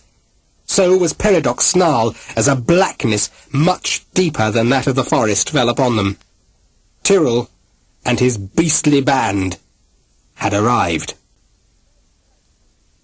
Chapter 9. The next time Matilda's ghost appeared was in a large store, one of those selling everything from underwear to food. I'm not allowed to tell you its name. Jason was out shopping with his mother at the time, very reluctantly, for he had to have a new pair of school trousers, his mother said. His old ones were indecent. Some days earlier, Jason wouldn't have argued much, for he didn't seem to have his old powers anymore. Some fire, some spark had left him. He no longer got up in the mornings ready to attack life, to try out new tricks, new schemes, new games. Instead, he lay, head under the bedclothes, thinking, however much he tried to push her out of his mind, of a girl on a beam, visible or invisible, a girl with purple eyes and a cloth on her head, a very thin girl, talking to him in double Dutch, asking him for something, beseeching him. Jason Bodger would then get up and refuse his breakfast. He didn't fancy his grub any more. So he grew thinner and taller and quieter and dreamier. Sam Stokes found another friend. Hilary Jenkins found he was no longer tormented, and so grew bossy and objectionable himself. Hilary Jenkinses always do. Mr. Pridmore congratulated himself on getting on top of his work and the class at last. Mrs. Cooper said nothing, but had a chat with Mrs. Bodger after school. They agreed on extra vitamins and cod liver oil. Jason's class thought he'd either gone soft or balmy, but they didn't dare say so in his hearing because he was still the biggest kid in Class 4Z, even if newly wet. Fryn Jameson came over to him in the dinner hour, where he brooded on a bank, watching cricket instead of organising it as he would once have done, and sat down beside him. "I think she lived there, you know," she said after a bit. Jason took no notice. "At the Priory." Jason turned away. He didn't want to listen to clever, stuck-up Fryn Jameson. What could she have to say that could possibly be interesting? "I asked my mother to get me a book about the Priory, and about the nuns who lived there. It was a nun you saw, wasn't it?" He was interested now, all right. Rigid all over, robot man. He managed to nod his head stiffly up and down, face still turned away from Fryn. "I sort of saw her, you know. Oh, and not like you, but very faintly, like a pale shadow moving. Oh, yes. She moves all right, Jason said at last. A right mover she is. She was a young one, wasn't she? Jason managed to nod. Is, he muttered. Sometimes they took them young. Sometimes they were unhappy. I don't want to know. Jason stood up. I don't want to think about it. I don't want to talk to you. Go away! Push off, Finn Jameson. There wasn't anything, nothing at all. I'm off to play cricket. Get lost! And he rushed away to join in the game, which he played very badly. I'm sorry, but I don't think you'll be in the team this year, Jason, unless you buck up a bit, said Mrs. Cooper. I don't care, thought Jason, and mooched off to the far end of the field and threw himself down under some trees. I don't care about anything. And he put his head down on his knees in despair from finding out that he, Jason Bodger, the toughest, most macho boy in school, didn't care about anything, but just wanted to sit and bawl like some wet girl, some unhappy wet girl, some unhappy ghost of a girl, but not wet at all, brave and with something badly wrong that she kept trying to tell him. He got up and ran 3 times right round the field to get away from her and from himself, and collapsed pale, shattered and knackered, a ghost of himself. Finn Jameson was waiting for him. Actually, the very best information was in a very old book my mother got out of the cathedral library. At least, she read it in there, for you can't remove the books. They unlocked the cupboard it was in. She was interested in what I told her about you, and she wanted to find out more about the Priory. She's a history teacher. I know. She teaches my sister. Get lost, Finn Jameson. Well, you can tell me to get lost, Jason, but you can't tell her, that ghost, can you? She'll be back to fetch you. You wait and see. That night, Jason hardly slept at all. He lay waiting for the ghost to appear at the foot of the bed with beckoning finger. At last he couldn't bear it, switched his light on, put his head under the pillow, and round about 4 o'clock finally fell asleep. Next morning, his mother began to tell him off for leaving his light on, but stopped when she saw his sad, pale face with the dark rings under his eyes. Go back to bed, I'm phoning the doctor. I think Jason's got a mystery illness, she said to his sister as Jason crawled thankfully back to bed. Oh, rubbish, his sister answered. Mum, Mrs. Jameson's going to take us on a tour of the old Priory in town. That'll be great, won't it? I don't know, her mother replied, wondering. I've just realised. It's since Jason went there that he's been so peculiar. Oh, improved, I'd say. I could do my homework in peace these days. See you, Mum. Bye. Mrs. Bodger went up the stairs, intent on asking Jason just what had happened on that visit that changed him so. But he was already asleep, and she then had to ring the doctor and make arrangements about her own job. But as she did so, she kept wondering, had he picked up some rare virus from those old Priory walls? Was it lurking there through the centuries, waiting to attack Jason? Oh, nonsense, I'll make a cup of coffee, she told herself. The doctor said there was nothing wrong with Jason, but he was a little run down, and prescribed some tablets and recommended a short holiday. Mrs. Bodger rang up her sister in Cornwall, and Jason was dispatched there, despite his uncle saying that no, on no account was he having that frightful child in the house again. He remembered his last visit. In fact, he would never forget it. Jason's holiday there is not part of this story, but he had a smashing time. Fought his cousins, nearly got drowned, fell down part of a cliff, oh, and wrecked a tractor. He returned to home and school, tanned and fit and horrible, and if anyone had mentioned ghosts to him, he would have shouted a rude word meaning rubbish. His uncle, on the other hand, had to visit his doctor, where he was told that he needed a holiday. Back at school, Jason was his old self again. He ignored Fryn, reduced Hilary to tears, and decided to help Mr. Pridmore with his teaching, proving so successful that when Mr. Pridmore came to write up his file that night, all he could manage was, "Jason Bodger is back." His roommate found him there later fast asleep, head on the file. Worn out, poor thing, he thought, and went off to a party. He had a very nice class for teaching practice and wanted to stay with them for always. It was on the following Saturday morning that Mrs. Bodger said Jason had to have new trousers for school. Had it or they been jeans, Jason would have taken an interest, but school trousers are among the most boring things in life. Still, he had no choice, and off he went to the big store, quite near the Priory. Not that Jason thought of that. Priories and ghosts were never in his mind these days. If he thought of them at all, he put it down to the mystery illness that his mother at least believed in. The word beam could make him twitch a bit, though, but as he stood there, bored out of his tiny mind with the purchasing of school trousers, beams didn't mean a thing. "I just want to get a few things for the weekend," said his mother, heading for the food department. Collecting a basket, she bought some salad stuff, nearly as boring as school trousers, for Jason liked junk food. "Now I want to cook chicken. We're nearly finished, Jason, and you've been very good for once." The refrigerated counter was covered in roast chickens. Mrs. Bodger selected one. Jason yawned. And right in the middle of that counter appeared the girl, perched on several carcasses, her mouth wide open to speak to Jason. "Ich!" she began. Then her purple eyes flashed, and she seized a whole chicken and began to eat, stuffing it down her open mouth as fast as she could. Jason, turned to stone, knew that he'd known she was very hungry, almost starving. Somewhere someone began to scream on a repetitive high note. "He's stolen a chicken!" "A chicken's disappeared!" "Jason, what's going on? What are you doing?" That was Mrs. Bodger. Statue Jason didn't know what anyone was seeing. He could see his girl. Yes, he knew she was his girl now. There was no getting away from it. The love in her eyes was more than he could bear, and it wasn't something he could escape from.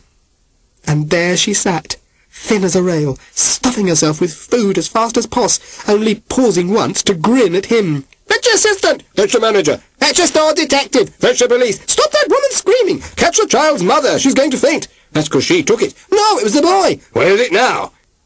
The girl had finished the chicken. She threw the bones over the back of the counter and smiled at Jason, and then she spotted the cakes, jellies and trifles on the next counter. With a cry and a bound, she was upon them. "Oh, look, look, look! That cake's disappearing now!" "It can't be that pair, then. They're over there. But they're responsible." "Jason, just let's go," moaned his mother. Out of action, robot Jason couldn't move. Where the girl was, he had to be. Now, just what's going on here?" asked a familiar-sounding voice. The law had arrived. But so had Fryn, and her mother. Fryn's clear, upmarket, snobby voice that Jason had always hated was speaking. "I think we can help." Her mother was saying, "I can vouch for Mrs. Bodger." And the girl, shaking back her headcloth and standing up, one foot on an apple tart and the other on a box of eclairs, seized a particularly rich Black Forest gatto, blew a kiss at Jason, put her tongue out at Fryn, and disappeared. So did the gatto. "I'm the manager. I suggest we all go into my office," said a voice, and Jason found he could move again.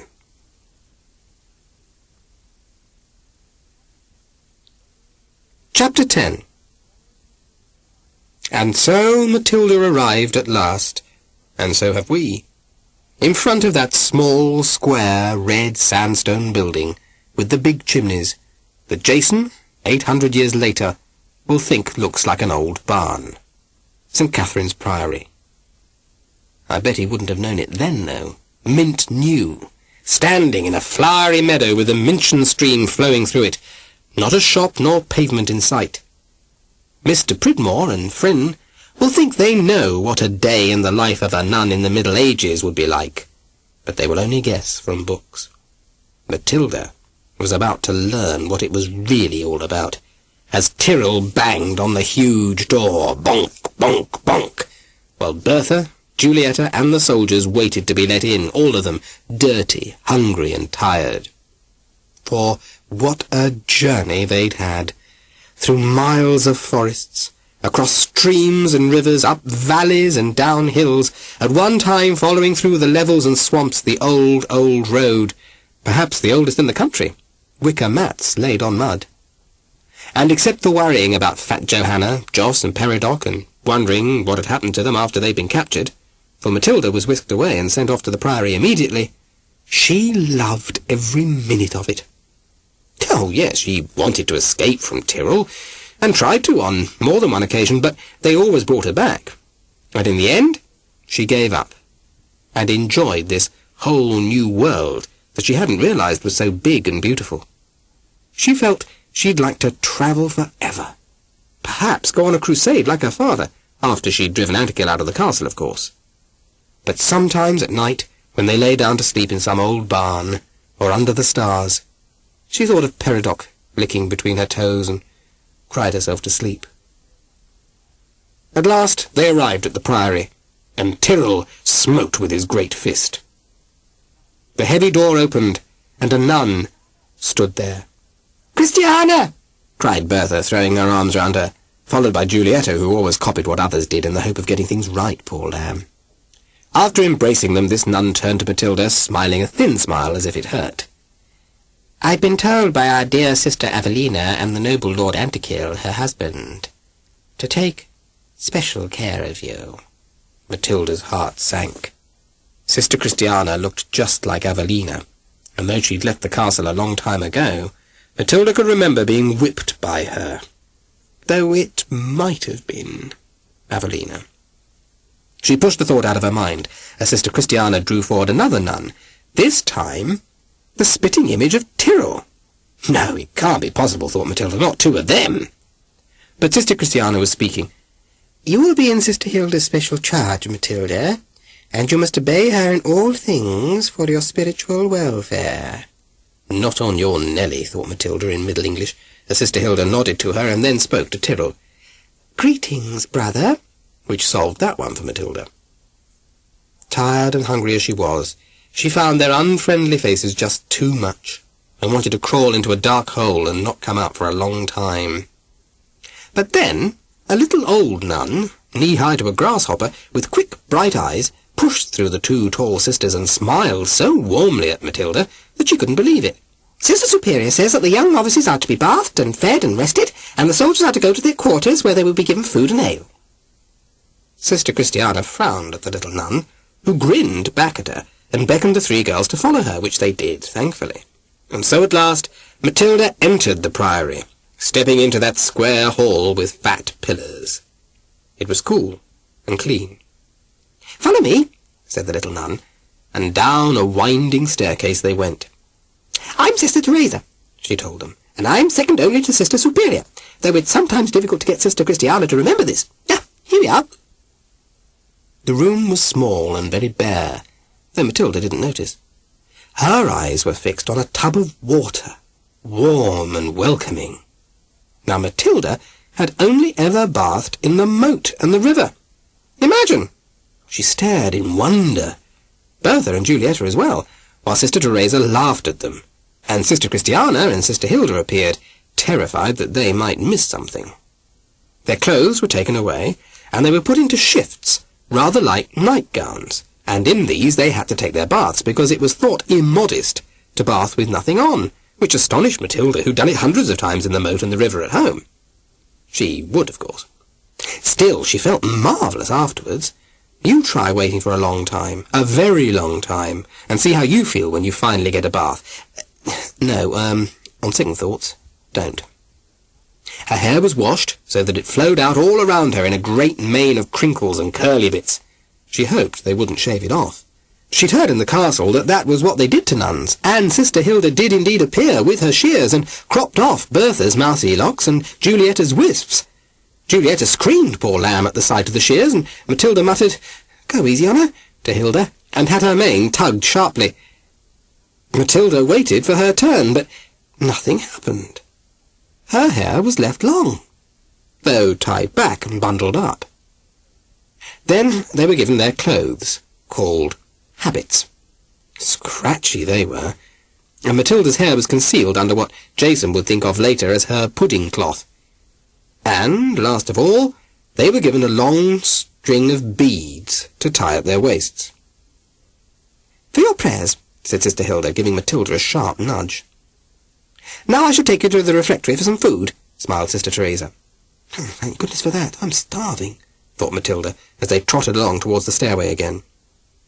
But Fat Johanna was not cook here, and all they received was some very thin soup and some very hard bread. Still, they soon ate it all up. "Now you shall meet Sister Superior," said Sister Teresa at last, and led them along a corridor and up another winding staircase into a small, bare room, where a very old woman lay on a narrow pallet. The girls knelt down, and she opened her eyes and smiled. Then she stretched out a hand and laid it on each head in turn, and closed her eyes again. Sister Teresa beckoned them to come away. They were then taken to a small chapel and told to pray and meditate, so Matilda did. She meditated on her situation and what she was going to do about it. Her general aim was clear. She was going to escape and raise an army to free the castle from Antikill and reinstate Sir Oswald, with Max and Fat Johanna advising him till she, Matilda, was old enough to do it all herself, female or not, blow to that. Her plan was fine. What she needed to fill in were the details. Some weeks later, it seemed to Matilda that she'd lived in the Priory for ever. A day in the life of Matilda the novice was like a year. She'd always known freedom, had taken it for granted, roaming through the castle and the countryside just as she pleased, coming and going without questionings, for Fat Johanna never nagged, but always welcomed. With Joss and Peridoc and Fat Johanna to love her and teach her, she didn't miss a thing. Until now, when she missed it all. The kitchen, the grub, the castle, the chit-chat, the woods and the animals, the moat and the river. As she lay on the thin, hard bed in the daughter, with its scratchy blanket that wasn't warm enough, and Sister Hilda continually coming over to cross her arms forcibly across her chest, for that was how they had to lie, memories of the fur-laden bed, with that best of furs, Peridoc, licking between her toes, would come strongly to her, and tears would gush, and she'd uncross her arms to wipe them away, and Sister Hilda would rush over and bang them together again, and so on. Sister Hilda was built like her brother Tyrrell, so Matilda's arms were covered with bruises. Eventually, she stopped thinking about them all, for it always made her cry, and besides, she feared they were dead, or in prison, leaving no one left to care about. Though she quite liked some of the nuns, especially Sister Teresa, and had grown quite fond of balmy Giulietta. But Sister Teresa and Giulietta could not replace Fat Johanna and Joss. Worst of all, she was always being woken up, all of the time. So she was tired, as well as bored. Matilda's day in the life of went like this. Bed at 7, prayers at midnight, prayers at 1 o'clock, more prayers at 5:30, breakfast goody at 6:30, followed by reading and prayers until 9 o'clock, when they were allowed to talk to each other. In Latin, of course. And though Matilda had learned some with Fat Johanna, it wasn't exactly a lively chat time. 10 o'clock was High Mass, a service in the Church of St. Catherine's, followed by hand-washing. 11 o'clock was dinner, to Matilda's relief, as her stomach was always bashing her backbone by then. A brief rest was followed by work, weaving and sewing for Matilda, as they wouldn't allow her in the gardens in case she ran away. She also had to help with washing up and sweeping up and to improve her Latin and arithmetic. Funnily enough, she didn't mind this, but weaving and sewing drove her round the bend. 5 o'clock evensong was followed by another meal, then a walk with Sister Hilda holding her. Sister Hilda, who enjoyed bullying her. Bertha loved the life. Bertha had a vocation, said the nuns. Proud and pleased, good Bertha. Bertha willingly did all that she was told, her eyes bent modestly on the floor, and poor Giulietta did what she could, crying when she couldn't. But it was plain that Matilda had no vocation. She answered back. She talked when she was supposed to be silent. She hit Sister Hilda on several occasions when her arms had been twisted just too much, and was only saved by Sister Teresa. She marched into Sister Superior's room. Only Sister Teresa and Sister Christiana were allowed in, and told her the cooking was lousy, and that there was no need for it, as you could be good without eating rotten food. She threw her sewing across the room, and shouted that they should let her out on the farmland instead. And when one of the young nuns mocked Julietta, she forced her down on her knees to apologise. But Bertha reported her, and she had to go down on her knees in her turn, and then go without food for 2 days. But these were little sins. The big ones were these: spitting every time she was supposed to pray for Antikyll and Avelina. Speaking in Middle English. This was the common language spoken by servants, peasants, and ordinary people, the language Matilda had grown up on with Joss and Fat Johanna. The nuns were supposed to speak Latin for prayers and at mealtimes, and between themselves use Old French, the courtly language. Matilda just spat at Old French, though her Latin was better than most, thanks to Fat Johanna. Escaping. She was always trying to get away, and always being brought back, like a prisoner of war trying to escape from a camp. Everyone in the Priory and outside had been warned about her. She would not promise anyone not to, not even Sister Superior, and every night at prayers she would pray out loud in Middle English that she would get away from the Priory and throw Antikyll and Avelina out of the castle. Chapter 11. Eyes popping out of head, the manager poked and searched through Mrs. Bodger's shopping trolley, but the chicken, the cake, and the gatter were not there, which doesn't surprise us, but it did him, for he was sure that boy was guilty of something. Nor had Jason or his mother got them concealed anywhere on them. It would have been difficult, for one thing. It's not easy to hide a large cooked chicken, a trifle, and a gatto in your clothes, unless they're very loose, and Jason and Mrs. Bodger in T-shirts and tight jeans just didn't have the room. "Really, this is ridiculous," said Mrs. Jameson, who, with Fryn, had gone with them into the office. "There are such things as citizens' rights, you know. Mrs. Bodger will send for her lawyer." "I haven't got to," said Mrs. Bodger. "And I should like to use the phone so that my husband, Councillor Jameson, can give his opinion on what's going on in here. 2 innocent people being treated like criminals. I shall have no hesitation in taking it further. I wonder if you know that the Chief Constable is a great friend of mine." This was not true. Mrs. Jameson had met him once at a parents' evening, but Mrs. J was one who could use any weapon, and it worked. Partly to shut her up, and partly because he really didn't know what was going on, although he was quite sure that something was.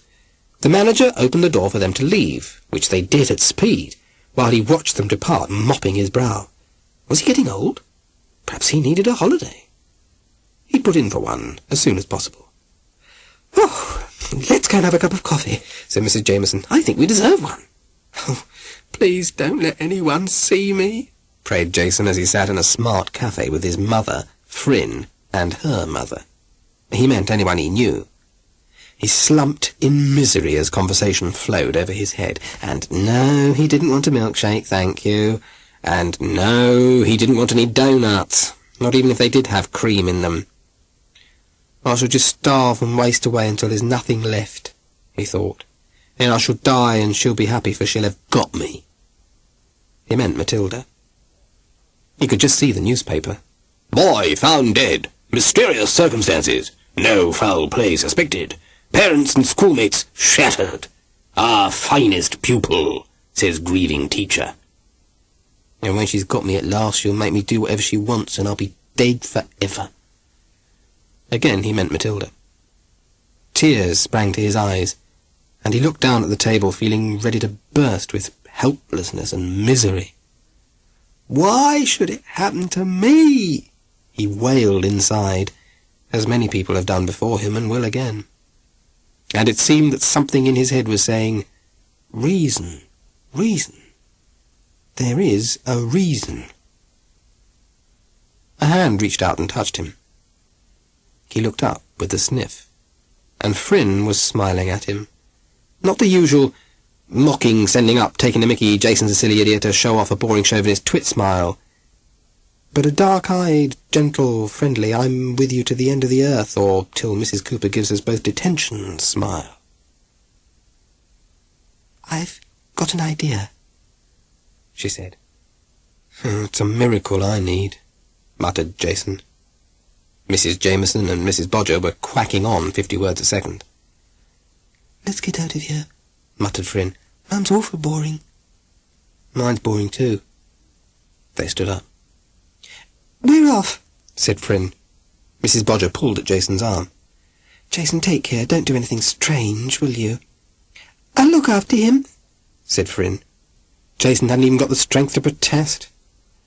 Brought down by women, he groaned to himself as he followed Fryn to the park, where they'd walked with Mrs. Cooper and Mr. Pridmore on that fearful afternoon when the ghost had first made her presence felt. They plonked themselves down by the little rushing Mincing Lake stream.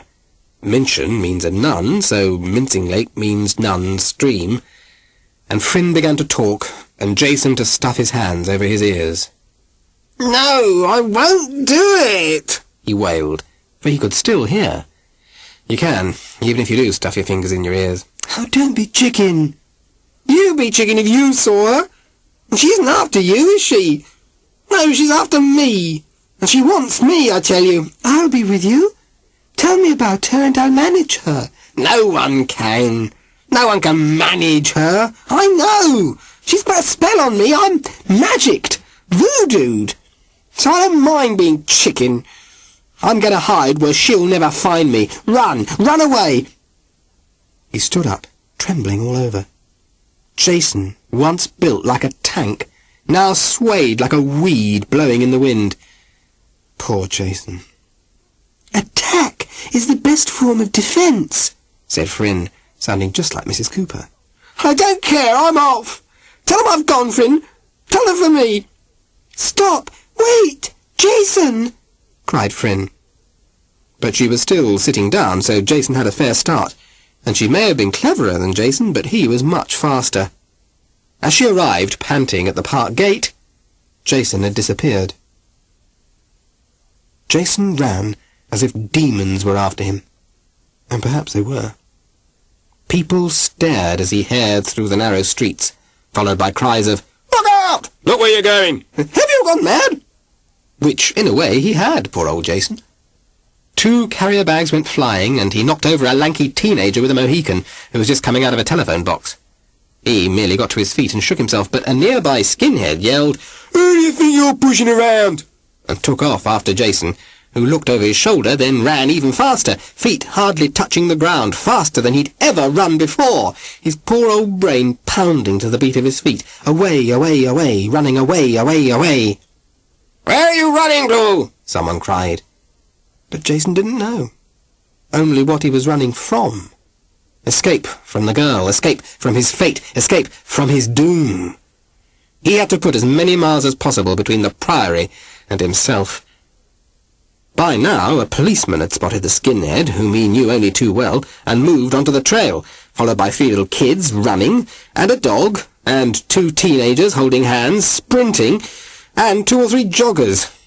And far, far behind all of them ran Fryn, terrified at last. For our Fryn, with a wicked sense of humour, had found Jason and his goings-on hilarious, until at last she'd realised that something was up. Something strange and frightening, and she'd got to help, for Jason might be in deadly danger. Jason would have agreed with her if he'd known her thoughts. Deadly was the word for the kind of trouble he was in.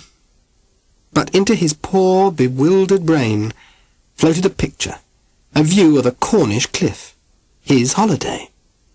That was the answer. He'd enjoyed that holiday, had fun. No ghosts had troubled him there. Cornwall! He'd head for Cornwall! Panting now, stitch in his side, he glanced round at the skinhead, who was close, much too close for comfort. What could he do? Jason swivelled his head from side to side and saw a bike propped up against an office block.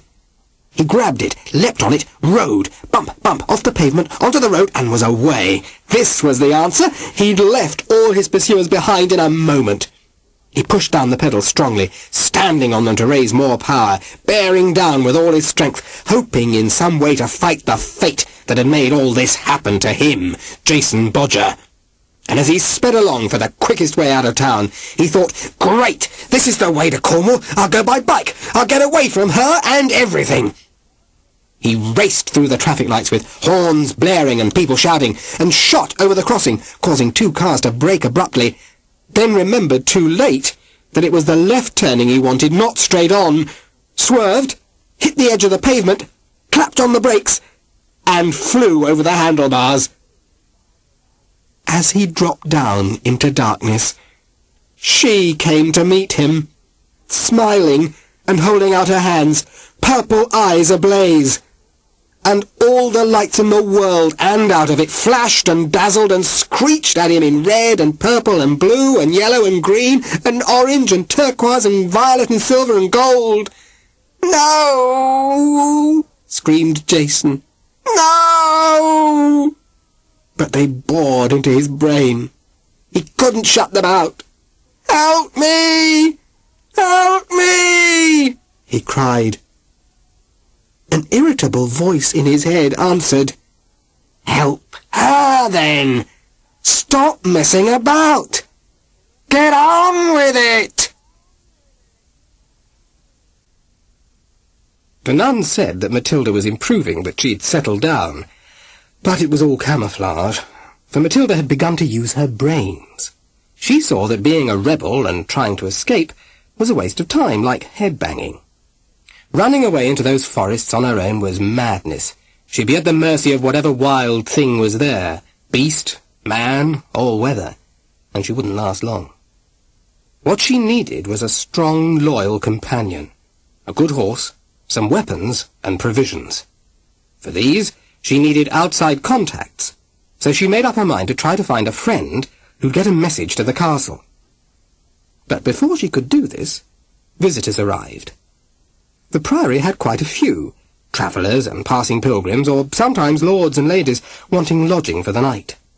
There was a special room for guests and outhouses for their servants and horses. These guests weren't noble, but they were special. Tyrrell and his men.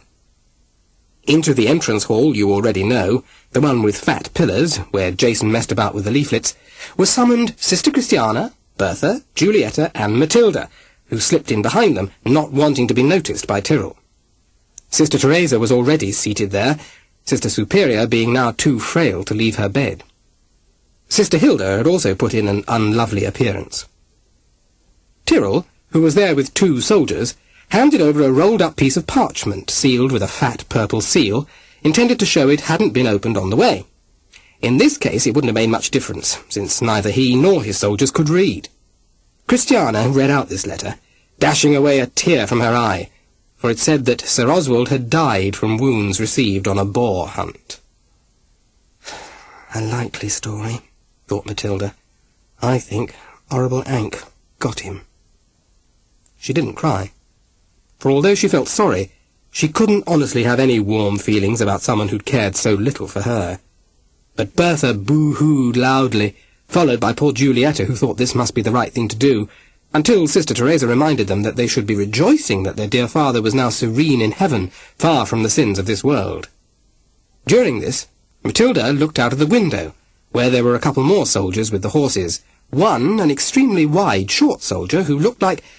No, it couldn't be, Blessed St. Anthony of the Pigs. It just couldn't be. It wasn't possible. And then he turned round and winked at her, and it was! It was Fulda Roll, hey nonny no, it was Seg! Dear Seg, whom everyone always forgot. Seg with a daft-looking helmet on his grotty hair, which had never been combed since he was born. Matilda nearly shrieked, nearly leapt in the air, nearly burst into tears, nearly fell about laughing. But she was more cunning these days, and just smiled to herself instead. He winked again. She winked back, then lowered her eyes primly when she felt Sister Hilda staring at her. How had he got in with Tyrrell? How could she speak to him? Her thoughts went rampaging through her head like a forest fire in Australia. She'd got to get to Seg. Christiana read on. Antikill had been installed as Lord of the Manor, with great feasting and merrymaking. The celebration included rejoicing for the safe birth of his daughter, Editha. He had vowed to be a good and noble lord, a protector of his people, a shield in their time of trouble, and to prove this, he'd had 5 peasants who had been found guilty of poaching and stealing wood tortured to death before an admiring audience. He and his beloved wife Evelina trusted that their dear, dear sisters were carrying out their duties in a humble and pleasing manner. It was hoped that possibly in the future they might be visited when Bertha and Julietta were installed as nuns. Brotherly regards from Antikill and sisterly love from Evelina concluded the letter, except for a P.S., which said that plans regarding Matilda were still uncertain. Matilda listened to all this bilge with her mind in a whirl. She'd got to see Seg. She pulled out one of the pins that held her headdress, then stuck it sharply into Bertha's bottom. The scream that followed nearly split the hall, and as everyone leapt and turned to see what was up, Matilda wailed and moaned and fell to the floor, clutching her throat, gasping and choking. "Air! I must have air! I cannot breathe! Air! Air! Let me out of here!" Bertha had jumped round and was screeching at Matilda in a way that couldn't possibly be called humble or pleasing. "You loathsome, plague-ridden, pestilent cow! What are you trying to do to me?" Poor old Julietta was crying and sobbing in terror.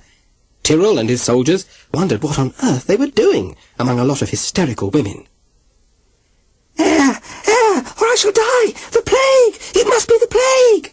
moaned Matilda.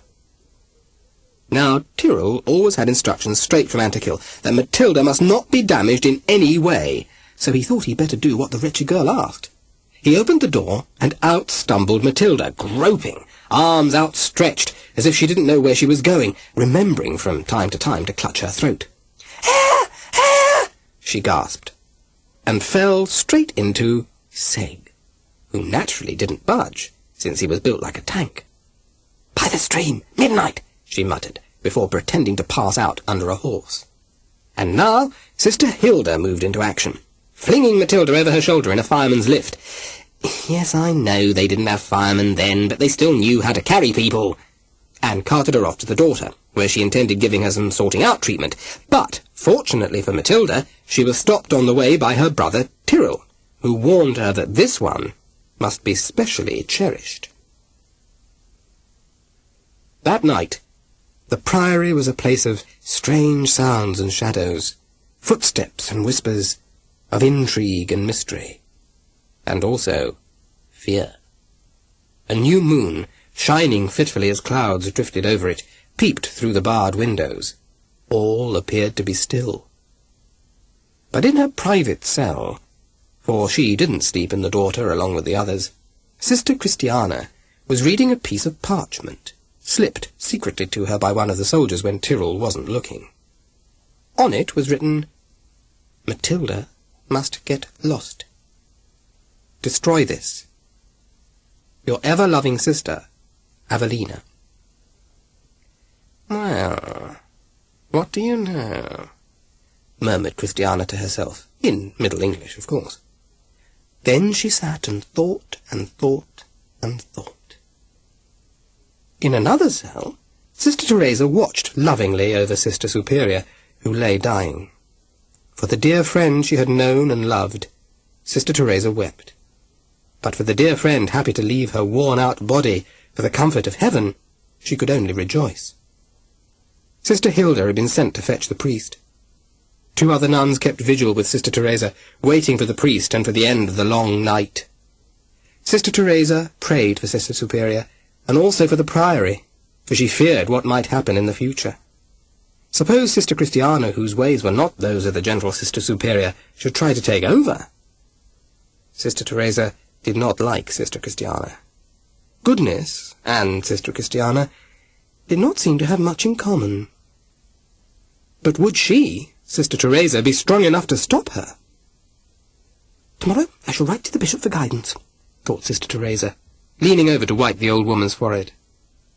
In the daughter, Novice Matilda waited. She waited for Julietta to stop kicking, for Bertha to start snoring, for Sister Isabella to start grinding her teeth, and for Sister Ludmilla to start her nightly yakking to herself, which meant that the daughter was sleeping. Where Sister Hilda had got to, she had no idea, but it was jolly lucky she wasn't around, thought our Matilda, fixing her scratchy under-blanket in a roll under her horribly scratchy over-blanket, with a bit of white cloth laid in position for the face. It wouldn't deceive anyone for long, but it would do, for the light from the little barred windows was poor. She crept through the daughter and out of the door, pussy-footed along a dark corridor and down the winding staircase. I'd have been terrified, but Matilda was past being scared. "If anyone stops me, I'll knock 'em out," she thought. It was blacker on the ground floor, but Matilda could manage. She entered the nuns' tiny chapel, where she'd spent many hours. 2 candles burnt on the altar, and another at the statue of Our Lady, a candle for Sister Superior, but Matilda did not know this, as the young ones had not yet been told how ill she was. A small door led to the walled graveyard. Moving fast now, Matilda climbed this wall, dropping down to the garden, then ran down to the stream. Which was fine. Everything great. Only no one was there. Bent double, reed high so as not to be spotted, Matilda roamed up and down the bank, getting very wet. In the end, she looped up her skirts round her middle out of the way. Where was Seg? What was he messing about at? Why wasn't he there? Had something happened to him? Did he know what time midnight was? You could never tell with Seg. Perhaps he got drunk with the soldiers and overslept. Perhaps Tyrrell had stopped him getting out. Oh, she wished he'd hurry up. She'd have to get back soon into the chapel for prayers. And there he was, at last. A dark figure loomed up, on the other side of the stream, naturally. She whistled softly, hitched up her garments even tighter, and leapt across the stream. Didn't quite make it, and splashed up to her knees on the far side. She couldn't get much wetter, but she did hope no one would notice later. The new moon had disappeared behind the clouds. A drizzly rain started to fall. Seg stood there, solid as an ancient monument. She tried to embrace him, but since it was exactly like trying to embrace an ancient monument, she stopped. "Are they all right, all of them? Fat Johanna, Joss, my dog Perry?" Her voice wobbled. Seg sounded like an ancient monument. "Yes," he croaked. Matilda didn't know he'd had all his teeth removed in the latest torture session. Not that he'd ever been chatty. "Out of danger now," he croaked on. "Oh," cried Matilda. "What did they do to them?" "Yes," answered Seth. "What do you mean, yes? Have you got a message for me?" "Yes. Come." "Come? Where?" she hissed, peering through the now pouring rain. "Oh, you mean come to them? Oh, I know that. I keep trying to. But I need a horse, a friend, and provisions." The rain stopped. The moon came out again. And Matilda was hit by inspiration, all at the same time. "Seg, can you get a horse?" "Yeah." "2 horses?" "Yeah." "Food and stuff?" "Yeah." "Bring them tomorrow night, here, right?" "Yes." Matilda thought she might as well join in. "Yes," she said, and sprinted through the garden, over the wall, into the graveyard and into the chapel. Twice she sneezed, but she didn't worry about that. Of course, she should have left there and then, that night, when no one knew about her meeting with Seg. Poor old Matilda. For later, at midnight prayers, matins, Christiana, her head bursting with Avelina's message, could not take her eyes off her dear sister. Matilda sneezed. Not a dainty, ladylike sneeze, no, not Matilda, but a wild gnashoo that almost lifted off the roof. And then, as if that wasn't enough, she gnashooed again, causing all the nuns to sway backwards. And Sister Christiana could see that she was soaking wet from the neck down. Matilda had been outside, wandering about. She was up to something, plotting mischief. So Christiana sent for Sister Hilda, and told her to watch Matilda closely without her knowing. If she went outside once more, she was to follow her, but not prevent her. And thus, Matilda, tingling with excitement at the thought of escape, passing the long hours of the day waiting, was unaware that she was everywhere followed by the popping eyes of Sister Hilda. It was a strange day, gloomy, grey and restless. During the cold, early hours just before dawn, Sister Superior had died, and now a vigil was being kept by her bedside, while prayers were said, candles lit, and a fast day was proclaimed for all. But for once, Matilda did not feel hungry, as she was far too busy thinking of the night and plotting her journey. There was nothing in the Priory she wished to take away with her, except Fat Johanna's little book, sent as her diary, and that was locked up in Sister Superior's cell. Matilda had vowed that one day, however, she would return and claim it. When night came once more, she arranged the blanket roll on her bed, quite sure that Sister Hilda was at the bedside vigil. Actually, Sister Hilda was peering at her through a crack in the door-to-door. Then Matilda slipped out of the Priory and down to the stream, where Seg already waited with 2 horses, 2 packs containing food, and his solid, loyal self. He also had 2 sharp knives, and gave one to Matilda. Old nosy Parker Sister Hilda lay getting damp and muddy in the reeds, good, watching them go. Then she ran back and alerted Christiana, who sent for Tyrrell in the early morning, and caught him before he left with his men on their homeward journey. "Bring them back, but don't hurry," she told him. "There's a little job I have to do here first, so take a few days. Then I'll be ready to receive my dear, dear sister, as we all will, of course. And remember to take great care of her." Matilda rode through the early morning with Seg, and she was singing like a bird. Oh, she was happy. Seg had managed to tell her how they'd all been thrown into a dungeon, a dark, wet, cold, filthy, flea-ridden, pestilent, draughty dungeon, complete with cobwebs, rats, spiders, slugs, and so on. But the servants kept bringing them food, and Max, Joss's dad, put everyone on a go-slow campaign, so that no fires were lit, food cooked, farm work done, etc., until the prisoners were released. Horrible Hank announced that he wasn't going to give in to such blackmail, and told them to torture Seg. They'd begun on his teeth, when, fortunately for him, a great lord arrived for a visit with all his retinue, or followers, and said if he wasn't properly looked after, he'd let his men loose on the castle. So, very, very, very angry indeed, Antikill released the prisoners. Since then, Max had been very busy organising a resistance movement, ready to rise up in revolt with Matilda as their figurehead. Her arrival back at the castle would begin the fight. She threw off her headdress, and her hair blew about like candy floss, which she'd never seen nor tasted. She heard the raven croak a warning. She smiled at the owl flying across her path in daylight, the kestrel dropping straight out of the sky and perching on her horse's head, the fox and the vixen who kept following them and barking at her. None of this meant a thing to her. It did to Seg. He just hoped he was getting all the warning sounds wrong. He didn't want to be captured, beaten up and tortured again. So he hurried Matilda up, chivered her along, and tried to stop her singing her head off. But he was wasting his time, of course. For after being confined in the Priory with all those women, after the daughter and the refectory, the rotten food, talking old French and Latin, everything was now magic to Matilda.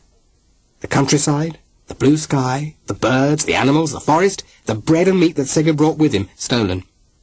"Going home," she sang. "I'm going home." And after that warbled another pop song of the day called Maiden in the Moor Lay. Poor Seg sighed. A badger that should rightfully have been sleeping had just waved a paw at him, and Seg was sure it was trying to tell him something. It was. They had covered quite a few miles, when once more Tyrrell and his militia surrounded them. "Oh, this is getting monotonous," Seg thought as he knocked out 3 of them. But there were too many, and he was thrown to the ground and stamped on a few times. "Sorry," said Tyrrell to Matilda, and she went bananas with fury. Still on her horse, scarlet with temper, she rode at the soldiers, trampling poor old Seg, and knocked them flying in surprise. Then she turned and charged straight at Tyrrell the Terror, knife held high in her hand. "Ouch!" he yelled, as she got him in the arm. She whirled her horse around and rushed at him again, hair flying like a strawberry cloud, eyes wide. "I'll make pork chops of you!" she shrieked, and meant it. Tyrrell was almost afraid for a moment, but she was very small, and he was a large man for those days. The fight didn't last long. Besides, his soldiers backed him up. "Sorry," he repeated, as one of them clonked her on the back of her head. And he meant it in a way. He was getting to admire Matilda. Almost, he thought he wouldn't mind fighting for her instead of Antikill. but he soon got rid of such a daft idea and had his arm fixed up instead. Seg and Matilda were tied up and draped over horses to be carted back to the Priory, rather like badly wrapped parcels being returned to sender. Sister Christiana awaited them in her cell, seated on a new chair, with Sister Hilda standing behind her. "What are you doing here?" shrieked Matilda, conscious once more, but with a large bump on her head, which was covered once more with a headdress. "You've no right to be here! Where's Sister Teresa? I want Sister Teresa!" As she cried and wept, waves of heat shook her, followed by a shivering chill, for the fever had stricken Matilda, working on the theory that, since everything looked so rotten for her, it might as well be a bit worse. "Fetch Sister Teresa, you beastly cow!"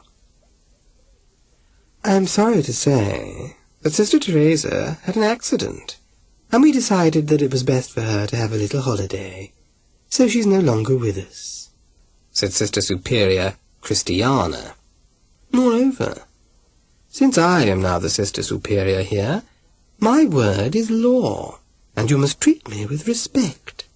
"What have you done with her, you old bag? I'll get you for this if it's the last thing I do." "I don't know about your getting me, but you're certainly about to do your last thing," said Sister Christiana. Matilda began to scream and shout, enormous shudders and shivers almost breaking her in two. "Gag her," said Christiana coldly. Tyrrell didn't want to. One of the soldiers did it. "Hey, you do know she isn't to be damaged. The Lord Antikill was most insistent," said Tyrrell apprehensively. "The orders have been changed. Take her to the daughter and wall her up.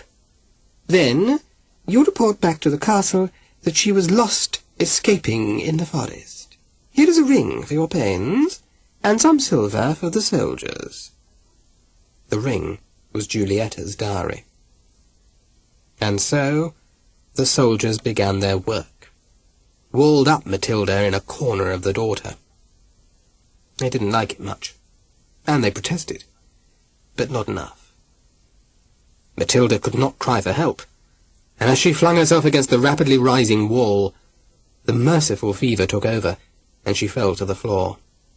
She tried to bang and to scream, but couldn't. And anyway, everyone had been moved out of that part of the Priory while building operations were carried out. At last, quiet settled, and Matilda stirred in the blackness. A long time passed, and she felt very hungry, and then not hungry. Somewhere a voice spoke, but she couldn't hear what it said. Something about a mix-up, but she didn't understand that, and drifted into darkness once more. And again, and again, and again, and again, and again. And opened her eyes. The gag had gone, and her hands were free, and the wall was down. She didn't know why. Perhaps now she could escape, but she would need help. Seg had been there, she remembered. Where was Seg now? She'd better investigate.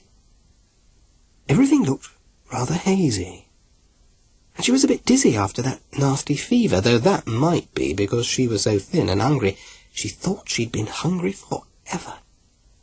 She must make a start on getting out of here. She began to walk across the daughter floor and looked across to where there was a railing that she couldn't remember, and some rubbish lying on the other beam. Strange, that. But the Priory was always so tidy and clean. Who were all those people? What were they wearing? How peculiar they looked. But look who was there with them! It couldn't be. But it was. In very weird clothes indeed. It must be a disguise. He'd come in a disguise and brought all those people to help her. Dear Joss! Good old Joss! He'd come to save her. She knew he would. She knew Joss would not let her stay walled up for ever. Holding out her hands, she hurried towards him, smiling, telling him how awful everything had been, and how happy she was now that he'd come for her at last.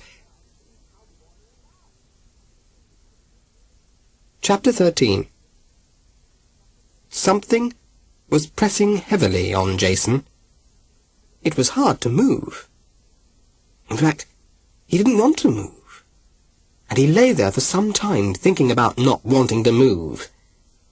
When at last he cautiously shoved out a leg to the side of the bed, he found out why. Oh, he ached. Oh, how he ached. Just as if he'd been run over by a steamroller. Run over. The bike. He remembered the bike. And with that... "Ow!" screamed Jason. "Is she there? Has she got me?" The girl at the side of the bed smoothed his head. "No, it's me, not the ghost. Oh, Frin, I'm glad it's you." Frin went a bit pink. "That's the nicest thing you've ever said to me." His mother sat on the other side of the bed. "Frin ran for the ambulance. Got you back here. She's been ever so good." "She's called Frin, not Frinay," said Jason crossly. "Can I get up now?" He tried. "Ooh, ouch!" Better stay put," said his mother. "Go back to sleep." "Stay here with me, Frin. Keep her away." "Poor Jason, you're delirious. The doctor says you must stay in bed for at least a couple of days," said his mother. "I'll stay," said Frin. They didn't tell him that the police wanted to question him about a stolen and crashed bike. The doctor had said that must wait till he was stronger, and this was yet more trouble in store. But for the moment, he slept. And Frin sat beside the bed reading an old history book her mother had found. One chapter in it was all about a certain priory called St. Catherine's, and then she read on in yet another book her mother had lent her all about nunneries and priories. A nunnery, or priory, could be a vocation, a career, a refuge, or a prison. "Vocation," thought Frin. "That's something you want to do, more than anything else. Something you're called to do. Career's a job, that's all right. A refuge, that's a place where someone in danger would feel safe. But a prison, ugh." She shuddered and read on. "Sometimes young girls who weren't wanted by their families were put in these houses. Sometimes girls who were deformed or mad. Oh no, poor things," thought Frin. She read the little rhyme on the page. "Now earth to earth in convent walls, to earth in churchyard sod. I was not good enough for man, and so am given to God." Underneath that was written, "A young nun, Matilda de Chetwynd, was put in a priory at 11. But she escaped and married, and was pardoned by the Pope." Matilda de Chetwynd, thought Frin. Matilda de Chetwynd. The name makes me feel funny. I wonder... Oh, but it couldn't be. Or else she would have already escaped and not be a ghost, would she? Oh, I can't work it out. It's too much for... "Frinay!" Mrs. Bodger was shaking her gently. "Wake up, Frinay, it's late. Your mother's come to fetch you." "Thank you, Frinay." "Frin," said that girl. "I'll be back tomorrow." As Jason recovered, Frin talked. Jason tried not to listen, but Frin made him. She told him she was sure that the ghost was a young nun called Matilda de Chetwynd, and that she was trying to escape from the priory, and for some reason she needed Jason's help. "You must go to the priory and find her, instead of her always coming after you. I know it." "No, no, no, no, no! It's the only way to find out what it's all about." "I don't want to know what it's all about." "Then she'll go on popping up after you all over the place, and you'll turn into a nervous wreck." "I'm a nervous wreck now." "You mean a ghost of your former self." I told you Frin's sense of humour was diabolical. "Oh, don't say that. That's what scares me." "What?" "That I'll end up what you said." "Oh, Frin, help me." "I will if you'll do what I say. We've got to go back to the priory." "You ain't got any nerves, have you?" said Jason bitterly. "She's just a girl. I can cope with girls, dead or alive." "I can't. Don't want to." "Then you'll have to go on like this." "No." "Tomorrow, then." "No!" Jason turned pale. "Next week, Frin. Perhaps she won't come again. Give me a few more days." "All right, but soon." That night, he dreamed. The ghost beamed down onto the bottom of his bed, sat down, stuck out her sandalled feet, and smiled at him, holding out her hands beseechingly. He put his head under his pillow and cried. "I'll come," he said to Fryn next day when she came round after school. Jason hadn't been to school, which seemed far away these days. Once, it was the most important thing in his whole life. Now he could hardly remember it. He spent his days at home, resting, watching telly, and reading a book from the library on life in the Middle Ages. And Mrs. Cooper wouldn't have believed it. He looked very pale. Fryn peered at him closely and then called to his mother. "We're just going for a walk, Mrs. Bodger." "Oh, you sure you're all right, Jason?" she asked, hurrying in. "Oh, you'll be fine," answered Fryn, and out they walked into the sunshine. It had been the best ever summer for nearly everyone except Jason, who now walked like one in a dream, or a nightmare, rather, Fryn beside him pretending to be much braver than she actually felt. They took a few moments crossing the dangerous road where Jason had once thumbed his nose at a lorry driver, but that was a different boy from this one, and all the cars drew up to let them pass. On they went through the park, and there, walking towards them, was Mr. Pridmore, teaching practice over. "Why, Fryn and Jason, hello. How are you?" Jason didn't answer, but said suddenly, "Come with us. Please come with us. To the Priory." Mr. Pridmore was astonished, as well he might be, at the thought of Jason asking him to go anywhere. But he wasn't doing anything special, and he fancied seeing the Priory again. They'd left in such a hurry last time. Besides, Jason looked pale and peculiar, and some very funny stories had been circulating about him in school, making Mr. Pridmore curious. "Well, I'll come. I'll be glad to. I shall enjoy this." Fryn twitched, and Jason looked as if he was going to throw up. But on they went through the park, brown and dusty now with the sun and no rain. "Shall we all have an ice cream? And do call me Anthony," he said, as they came out of the park and into the narrow streets. "No, thank you, Mr. Pridmore," said Fryn. Jason didn't even answer. "You're hundreds of miles away," Mr. Pridmore joked feebly. But Jason wasn't. He was hundreds of years away, or on his way there. For Jason had stopped fighting against fate, struggling against his doom, and was off to do what he had to, caught in a dream or time bubble. On they walked through the streets together, Mr. Pridmore, Fryn and Jason, and it seemed that traffic stopped for them. People smiled and moved out of their way, and a little breeze helped them along, making Mr. Pridmore very nervous, since he was used to things going wrong all the time. Once, they all stopped together and smiled at each other, for no reason at all.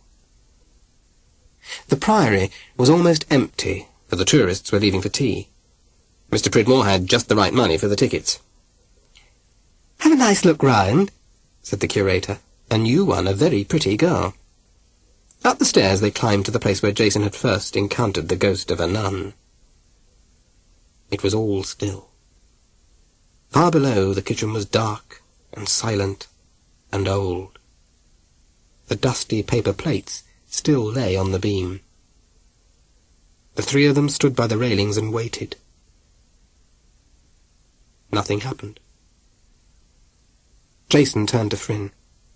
"What now?" he asked. "Just tell her you've come, and that I'll be with you." Jason smiled at her almost pityingly and turned away. "But you won't be, Fryn. It's just me, you see." And he held out his hands towards the beam and called out, "Matilda, ich komme!" As Mr. Pridmore and Fryn stared at him, the air stirred and quivered, shimmering like a heat haze, but cold, not hot. There was a rushing sound, and the far-off echo of a voice answering. Fryn wanted to cry, to laugh. She felt sad, triumphant, wild, happy, all at once. And then all she could do was to hold tight to the railing as the Priory rocked on its foundations. Far, far away, a voice cried, Steady on! Less power, please! Everything went quiet. Fryn grabbed Mr. Pridmore to get some comfort, but he was green and shaking, more scared than she was, so she held him instead. Jason stretched out his arm. "I've got to go over there," he said. Fryn looked at the chewed and ancient beam, the dusty plates. "It's not safe!" she screamed. "The floor's perfectly safe," said Jason in a robot voice. Then he stepped forward. Not onto the beam they could see, but onto the one they couldn't. Into nothingness. Fryn wailed and closed her eyes. Mr. Pridmore shouted, "Jason, you'll be killed!" But Jason was walking away from them. Fast, and then faster, holding out his hands to who or whatever was waiting for him, and disappeared. Fryn was sobbing as if her heart would break, as indeed she thought it would, with terror and misery. "I wanted to go too," she howled, tears spurting all over Mr. Pridmore's shirt. "Would you mind telling me just what's going on here?" said a large voice. The little curator had arrived with a large policeman in tow. "That's them," she said breathlessly. "The three of them, and then the place went mad, so I fetched you." "3 of them? I only see 2, said the fuzz, taking out his notebook. "Do you mind telling me where the other one's got to? The one we've already got our eyes on? Supermarket trouble, stolen bicycles, where is he? What's he up to?" Fryn and Mr. Pridmore looked at each other in despair. "And I'll start by taking your names." "Oh, why did I ever come here?" thought Mr. Pridmore. "I should have known that anything to do with Jason Bodger would be a disaster." "Fryn Jameson," that girl was saying between sobs. "Come on, miss, what sort of name is that? Fryn? Your proper name, please." The questioning went on for hours. Poor Mr. Pridmore sunk in misery, thinking what a fool he'd been to get mixed up again with Jason Bodger. Fryn cried. Mrs. Jameson, Mrs. Bodger, Mrs. Cooper were all called together, and oh dear, what a kerfuffle and carry-on there was. Kids and grown-ups all agreed that Jason Bodger had been steadily going balmy all that term, and there was a mention of a stolen bicycle and food from supermarkets. It didn't look good. The Priory was closed to visitors while it was thoroughly investigated. Nothing was found. "Disappearance of Jason Bodger, one of life's unsolved mysteries?" asked the headline in the daily paper. Everyone appeared in turn and sometimes together on local TV and radio. Mr. Pridmore actually appeared on national TV. He didn't want to, but at least he got 3 offers of a job as a result. He'd made 40 applications up till then and heard nothing. A bit of him thought maybe knowing Jason Bodger wasn't so bad after all. Fryn claimed she was Jason's girlfriend, and went round saying that after knowing him she wouldn't marry anyone else ever. Mrs. Cooper said nothing, but left for the Isle of Skye on a long holiday. Chapter 14. Just as Matilda reached Joss, who was really Jason, and pulled at his sleeve, everything went black. "A plague on this fever," she muttered as she came round later, then managed a faint shadow of a giggle as she realised what she'd said. "I've got to do something. What was it?" Her poor brain felt tired and slow, jet-lagged, though she wouldn't have known the term. Joss. She'd seen Joss.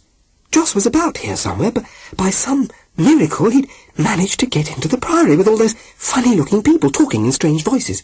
Still, he was there. That was the main thing. Find him and Seg, and she could make her escape. She must escape. She must escape. She must escape. The blackness descended once more. Coming round yet again, she felt much better, got out of bed, and crept quietly towards the main Priory door. Everywhere was peaceful and deserted, which was because the tourists hadn't arrived as yet, not that she knew. A new nun, in very weird clothes, sat in the hall, but she was looking at something peculiar, and Matilda didn't stop to find out, because all she wanted was freedom. She stepped out of the door, and closed her eyes, and closed her ears.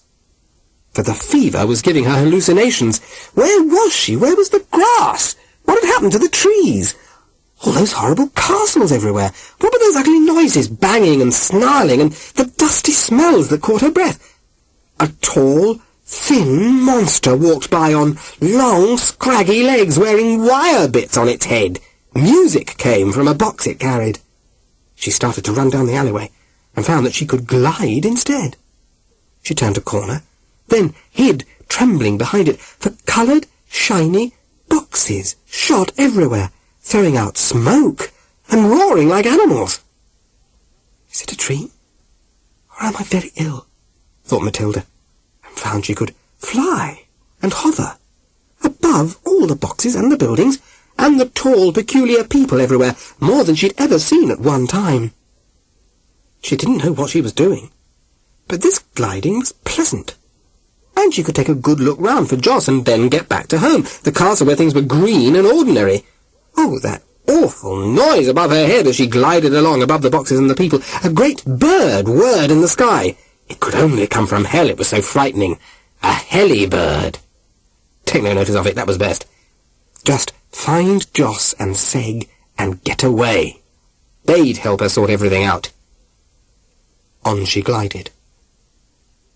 Something seemed to be pulling her along to a large, sprawling building with green grass round one side of it. The green grass looked very nice, and she landed on it. She peered through long windows into a large room where lots of children were messing about on pieces of wood. And among them was Joss. Dear Joss. Though what he was doing there when he was supposed to be helping her, Matilda, she had no idea. Through the window she flew, and since she didn't know about glass, she didn't realise she'd just gone straight through some. Ignoring everyone else, she swung towards Joss on a large branch, telling him to come and join her, to help her. But Joss seemed to be very upset about something. And just as she was about to ask why, the blackness seized her again, and all was still. Coming to, she groped around her, for the horrible wall had grown once more, and she was so hungry, so very hungry, starving to death. Oh, she mustn't think about that, no. All the Matilda-ness in her, the power, the love of life, of being Matilda, rose up and protested. No, she was not going to die in this miserable, squitty fashion. Not she, not Matilda. Using fantastic willpower, she pushed with all her strength against the dreadful wall, and it gave way before her. She lay for a while, exhausted in the daughter, then glided forth into that noisy world outside, that place of madness, and landed on the food counter. Hungry as she was, she threw herself upon the gorgeous grub. It was all quite different from ordinary food, but after the Priory cooking it was heaven. Nearly as good as Fat Johanna's. Fat Johanna. Would she ever see her again? Oh, well, don't think about that. Heat up the food. Fill the empty tum. Perhaps the fact that she hadn't eaten for so long was why everything seemed so strange, for she wasn't seeing things properly. She'd almost given up hope of anything appearing normal or ordinary. The whole world had changed, and all she could hope for was to get back to the castle. And now she was so weak and wobbly, she needed Joss to help her more than ever. Joss, do come. Please, Joss, come and find me. Come and help me, please. And there he was, of course, walking towards her, looking mulish and stupid, together with an older boy, or... no, could it be a woman? She was wearing trousers, and she didn't look much like a woman, thought Matilda, but what Joss was doing walking around with her she couldn't imagine. He looked big and tough, a good thing. Joss would need to be strong. She rammed down some more food, already feeling better. This time she'd sort it all out and escape from the Priory. There was a good deal of fussing going on, people shouting and so on. A black-haired boy had joined Joss. What was Joss doing mixed up with all these people? She tried to speak to him, but he just looked bewildered. Oh, dear. A dizzy feeling swept over her as she stuck out a tongue at the black-haired boy, who just pointed at her in a rude way. And then she was whirled away. Time blurred. She moaned to herself, "Come, Joss, come. If I don't go soon, it will be too late. Too late." Time passed. She woke and slept, woke and slept, until one day, there he was at last, walking towards her, looking as if he could solve anything.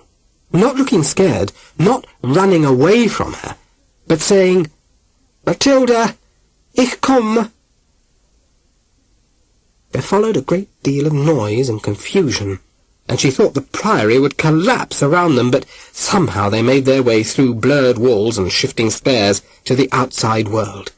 An outside world green and quiet once more, with grass and fields, where waited Seg with soldiers and horses. She turned, full of hope and happiness, to Joss, and startled cried, "But you're not Joss!" "Well, I never said I was, did I?" answered Jason Bodger. "Who's he, anyway?" Chapter 15. "But I'm not dead," snapped Matilda as they rode along. "It's you that's not right in the head." She spoke in Middle English, and Jason answered in the same, gloomily. "You've been dead for centuries, you have, about 7 or 8. That's a long time." "Oh, don't be so stupid, Fleabag that you are, bore Fleabag. You can see I'm not dead. Look, I'm here, and it's now, and I'm real. Pinch my arm. Ouch! You didn't have to pinch that hard. You are one of the mad people, one of the funnies. If I were cruel like my sisters, I'd have you locked up. But I'm nice, I am. Don't pull that face, I'm very nice. And I shall be a great lady. Stop laughing, won't you? Whereas you'll be a balmy prophet that people come for miles to see because you say crazy things and make them laugh at all that stuff about horseless chariots and carts and machines in the sky that fly like birds. Well, you saw those yourself. You admitted it. It was a dream, when I was ill with the fever. No, it was for real, I tell you. And there's other things. Telly and cassettes and telecom and computers and nukes. He stopped there. He didn't much want to tell Matilda about nukes. What are nukes? Take that cross look off your face and tell me. Go on. Nukes, said Jason slowly, are very powerful weapons that can blow up the world. Kill everything. All of us. Weapons like spears, catapults, bows and arrows? No, not like them. Worse. Dangerous to us all. Can I have one for the castle? To kill and to kill? No, because it would kill everyone. In your castle and forests, all people and animals as well, so it wouldn't be any use, for we'd be dead too. What a silly weapon. What use is that? Hundreds of years, did you say? It took that long time to make rubbish like that? They must be all very stupid in your time. Like you. Jason rode on in silence. Seg and the soldiers followed behind. The journey back to the castle was long and wearisome and gave Jason and Matilda lots of time to argue. They enjoyed arguing. If, said Matilda, you are really an in-our-time person, you are balmy, and if not, you are the future, for we are here now. I'm the now person, shouted Jason. I'm modern. You're gone, you are. Past it. I'm not past it, shrieked Matilda. Do I look past it? Candyfloss' hair floated through the air, and she was golden with sunshine. She looked marvellous. The Middle Ages' answer to Miss World. No, you look great, but you're still dead. I am not, Matilda hissed through her teeth. Dead. You haven't happened yet. I'm here, aren't I? So I must have happened, growled Jason. After a peevish 5 minutes, she asked, Why do you speak like us, since you aren't one of us? Telepathy. What? Oh, don't you know anything? Brain messages passed without any words. Our brains are translating what we're both saying, like my jeans and T-shirt have been changed into these scumbag, flea-bitten clothes. You look better than you did in that stuff before. Well, when you were a ghost, you mean? I was not a ghost. I was ill, and seeing things strangely. When I met you, you were a ghost begging me to help you. Just a bit of old history. You don't seem like a ghost now, but you are, because your time has really gone. Jason, you may be crazy like a hermit or a wise man, I don't know. But I'll race you to that tree and win. She did, of course. Jason arrived second, panting. She grinned at him. You person in the future, you will stay and help me fight for the castle. You won't want to go back, will you? Well, I might. Why? Well, it's football and telly and junk food and a girl named Fryn. What? A girl. You put your tongue out at her. Oh, that nasty black-haired boy. Not a boy. Fryn. What is the noise you make? Yuck. Fryn, yuck. Oh, yuck to you too. Stay with me, and we shall rule the castle. Seg spoke, as he did once in a while. Meaning they'd got to capture it first. And of course they had to. For despite all the arguments and mad rides through the woods, Antikill still had to be dealt with.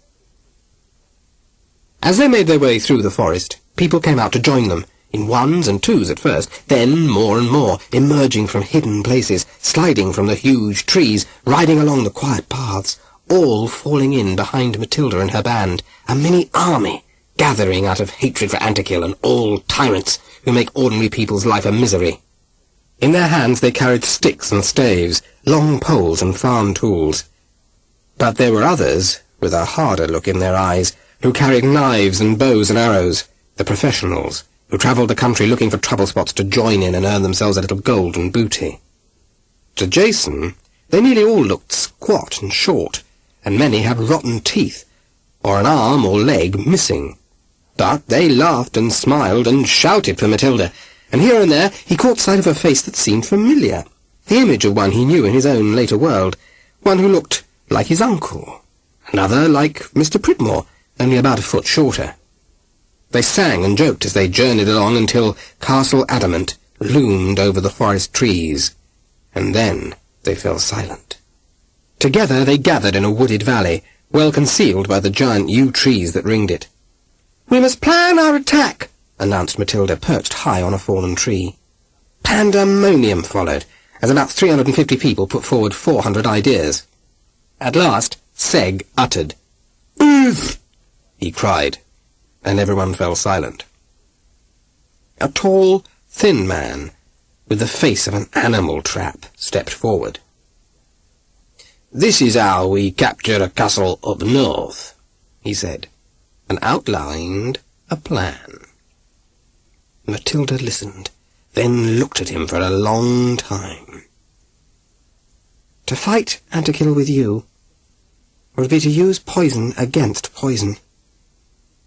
But I have no fight with you. Only take your men away, for we are not your kind. Find another war." 24 camouflaged men slid quietly out of the valley and disappeared. "Oh, that's a pity," Jason muttered. "He got the right ideas." "Don't worry, I'm not an idiot," said Matilda. "I've noted the ideas. It's him we don't want." A figure made its way down into the middle of the valley, to where Matilda perched on her tree. Jason stared, as well he might. Joss had arrived. Antikill had fortified the castle. All the little wattle and daubs outside had been burnt, the animals seized, and the people driven into the forest, where, of course, they joined Matilda. The drawbridge was drawn up over the moat, and the castle crammed with Tyrrell and his men, boiling oil on the parapet, plus great wooden catapults and slings for heaving massive boulders at the enemy, bows and arrows in the slits and behind the battlements. Animals and provisions were gathered up, and water, very important, was laid on. Antikill was in complete control, with Tyrrell second. On the top of the castle stood 2 stakes, to which Max and Fat Johanna were tied tightly. Peridot lay protectingly over Fat Johanna's feet. The castle waited. But Joss had escaped from this, had crept out before it hotted up too much. For months, he'd been building up a cache of weapons for the great day of Matilda's return, and he'd got a pretty hot collection. You remember I told you he was keen on weapons and knew his stuff. Bows and arrows, longbows, spears, lances, swords, knives, arquebuses, whatever they are. Some ropes and scaling ladders, all the lot. He was proud of it, and dying for Matilda to arrive so he could show it off. But on seeing Jason, he stopped dead. Immediately macho, like a turkey cock. Jason stood up and stared back. They were not identical. Jason was taller, Joss broader. Jason had blue eyes, Joss brown, but both were tanned, both tough, and you'd mistake one for the other if you didn't look closely. "Who's he?" asked Joss, jabbing his thumb at Jason. "Well, sure, mate," drawled Jason, "but I think you might be my great-great-granddad." "Eh?" asked Joss. "Take no notice," put in Matilda. "He's mad. But he's on our side, and he'll help us." According to custom, it should have been early dawn when Matilda and her troops attacked. But Jason hadn't watched Modern Tactics and the SAS on the telly for nothing. It was blackest night when the castle was surrounded by men camouflaged with leaves, bracken, dirt. Joss's cache of weapons had been shared out among them. The main problem was getting into the castle, standing high, remote, and seemingly impregnable on its hill, the dark, still, icy waters of the moat all around it. And into the moat, in the small, mean hours of the morning, slipped 3 dark figures. Matilda, hair screwed up under a cap, Joss, and Jason. For Matilda and Joss knew every inch of the castle, as well as they knew the forest, and just above the waterline, hidden by a huge, flowery bush growing over it, was an opening. Too small for a man to squeeze through, but these 3 could. The water was so cold, it bit right through to the bone, especially Jason's bones, as he wasn't so used to hardship as the other 2. The 3 hardly rippled the water as they swam across, then crawled under the branches into the castle cellar, crammed full with food, animals, and drink. Carefully, they crept through these obstacles, and up a winding staircase, and into the great, empty banqueting hall that led towards the main courtyard where 6 soldiers were on guard, 2 by the drawbridge, 2 patrolling, and 2 playing cards at a trestle table. "And now," hissed Matilda. Joss and Jason pulled on their masks, wet and yucky, but they didn't notice they were so scared and excited. And Matilda flung off her cap and threw out her yards of hair and began to move. As Jason had once said, that girl was a right mover. "Look at me! Look at me! Look at me!" she screamed at the very top of her voice. And they did. All the soldiers, bored and half asleep, woke up with a wow, caw, look at that! Get that! Grab it! Me! No, me! Why, it's her! Her! Get it! The boss will want it! Capture it! Move! After her! And Matilda, hair flying, legs leaping, arms waving, was doing the lot! Tango, sambo, disco, jive, bopping faster than had ever been done before in the old castle. And as she danced and screeched, "Can't catch me, stupids," and "She loves you, yeah, yeah, yeah," a chorus from the Beatles which she'd heard on a transistor briefly and couldn't forget, she headed for the main staircase, soldiers streaming after her, arms outstretched to grab, with her always just ahead. Moving like robots, Jason and Joss rushed to the drawbridge and smoothly and quickly began to lower it. Joss had told Jason all about the way it worked, while Matilda led the soldiers further and further away up the stairs, enjoying herself no end, for she loved showing off, and here was a good audience.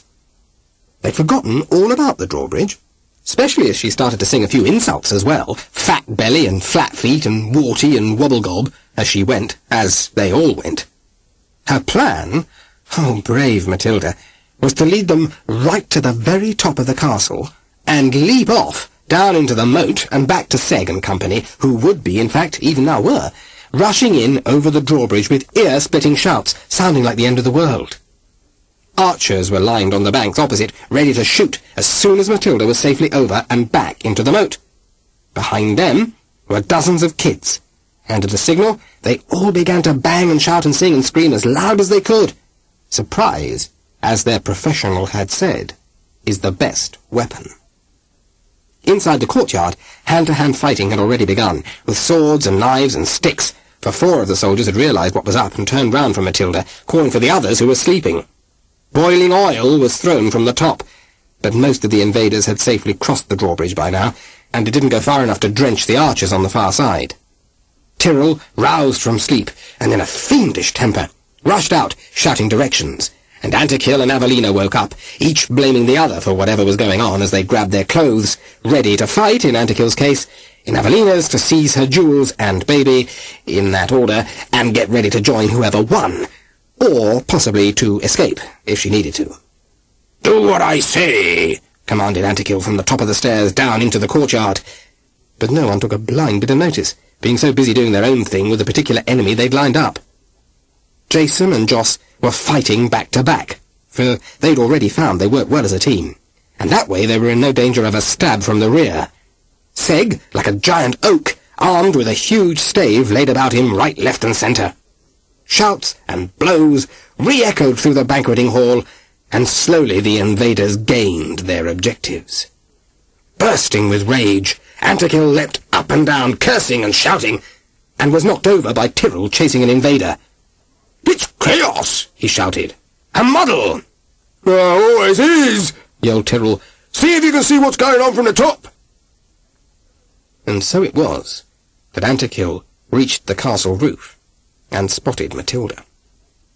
She should already have jumped off into the moat, but as she ran across, she saw Fat Johanna gagged and bound with Peridot whining at her feet. He wanted to join the battle, but didn't want to leave her. And Max, too, gagged and bound.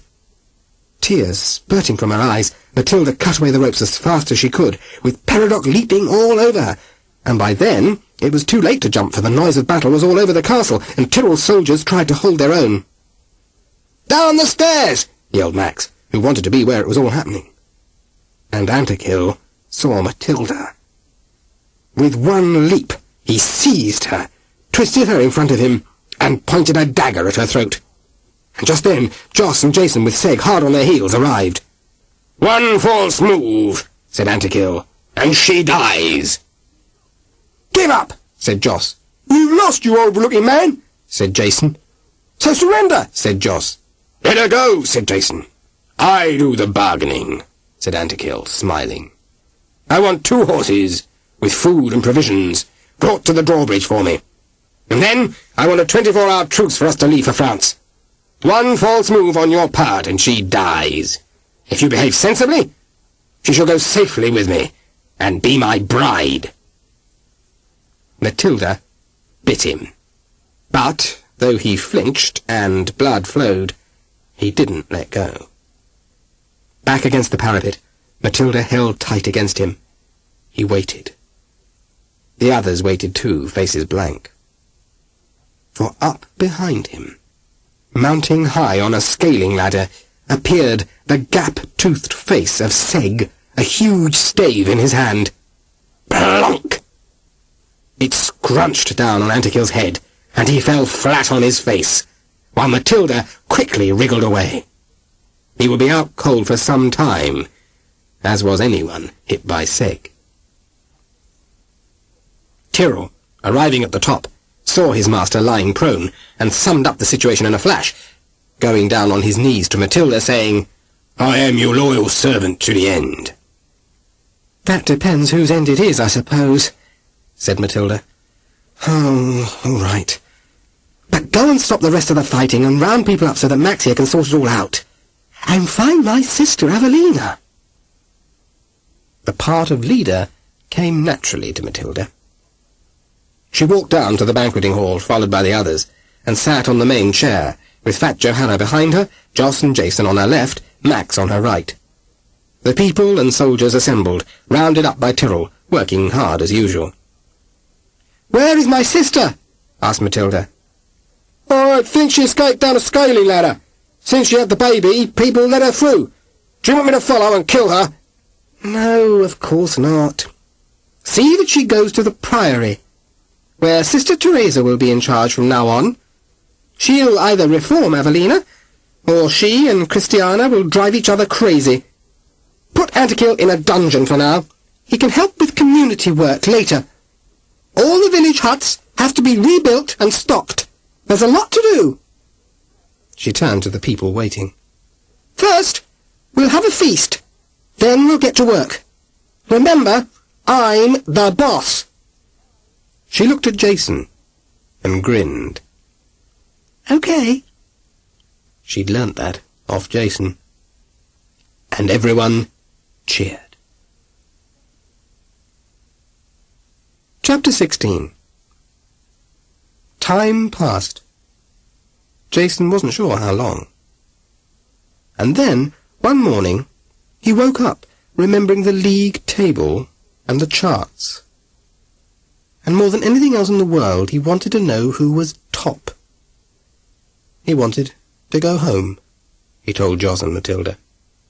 Please don't go. Please don't go, said Matilda. Stay here with us, said Joss. No need to go. I've got to. Just got to. Besides, a voice in my head keeps telling me to go back or it'll muck up history. When? Asked Matilda, not messing about. Now. It means going to the beam in the Priory.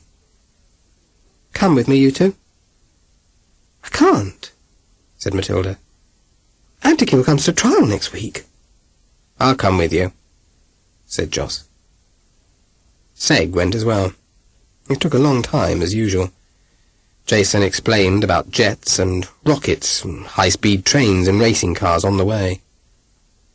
I'd like to use a computer, said Joss, and fly a plane. Sister Teresa welcomed them and asked for all the news. Sometimes the sisters are tiresome, but little Julietta is a good girl. We're happy here. Joss and Jason went up to the daughter. Joss watched Jason walk onto the beam. Jason stretched out his arms and cried, "Take me back, please!" and covered his head with his arms as the Priory shook and trembled and lightning flashed through the dark room. A throbbing and humming like machinery filled the air, growing louder, louder, louder, louder. Joss, crouched low, cried, "Goodbye, friend," and was whirled away. Jason's arms stretched out again in shock this time, and he heard a voice, the one he'd heard before. The voice groaned. "Oh, no! Not again! You messed it up, you blithering idiot! You got the wrong one!" And Joss arrived in the middle of Class 4Z, standing with Mrs. Cooper and Mr. Pridmore in front of a railing overlooking the old kitchen at the Priory. Several plates and cups lay on the one chewed-up old beam in front of them.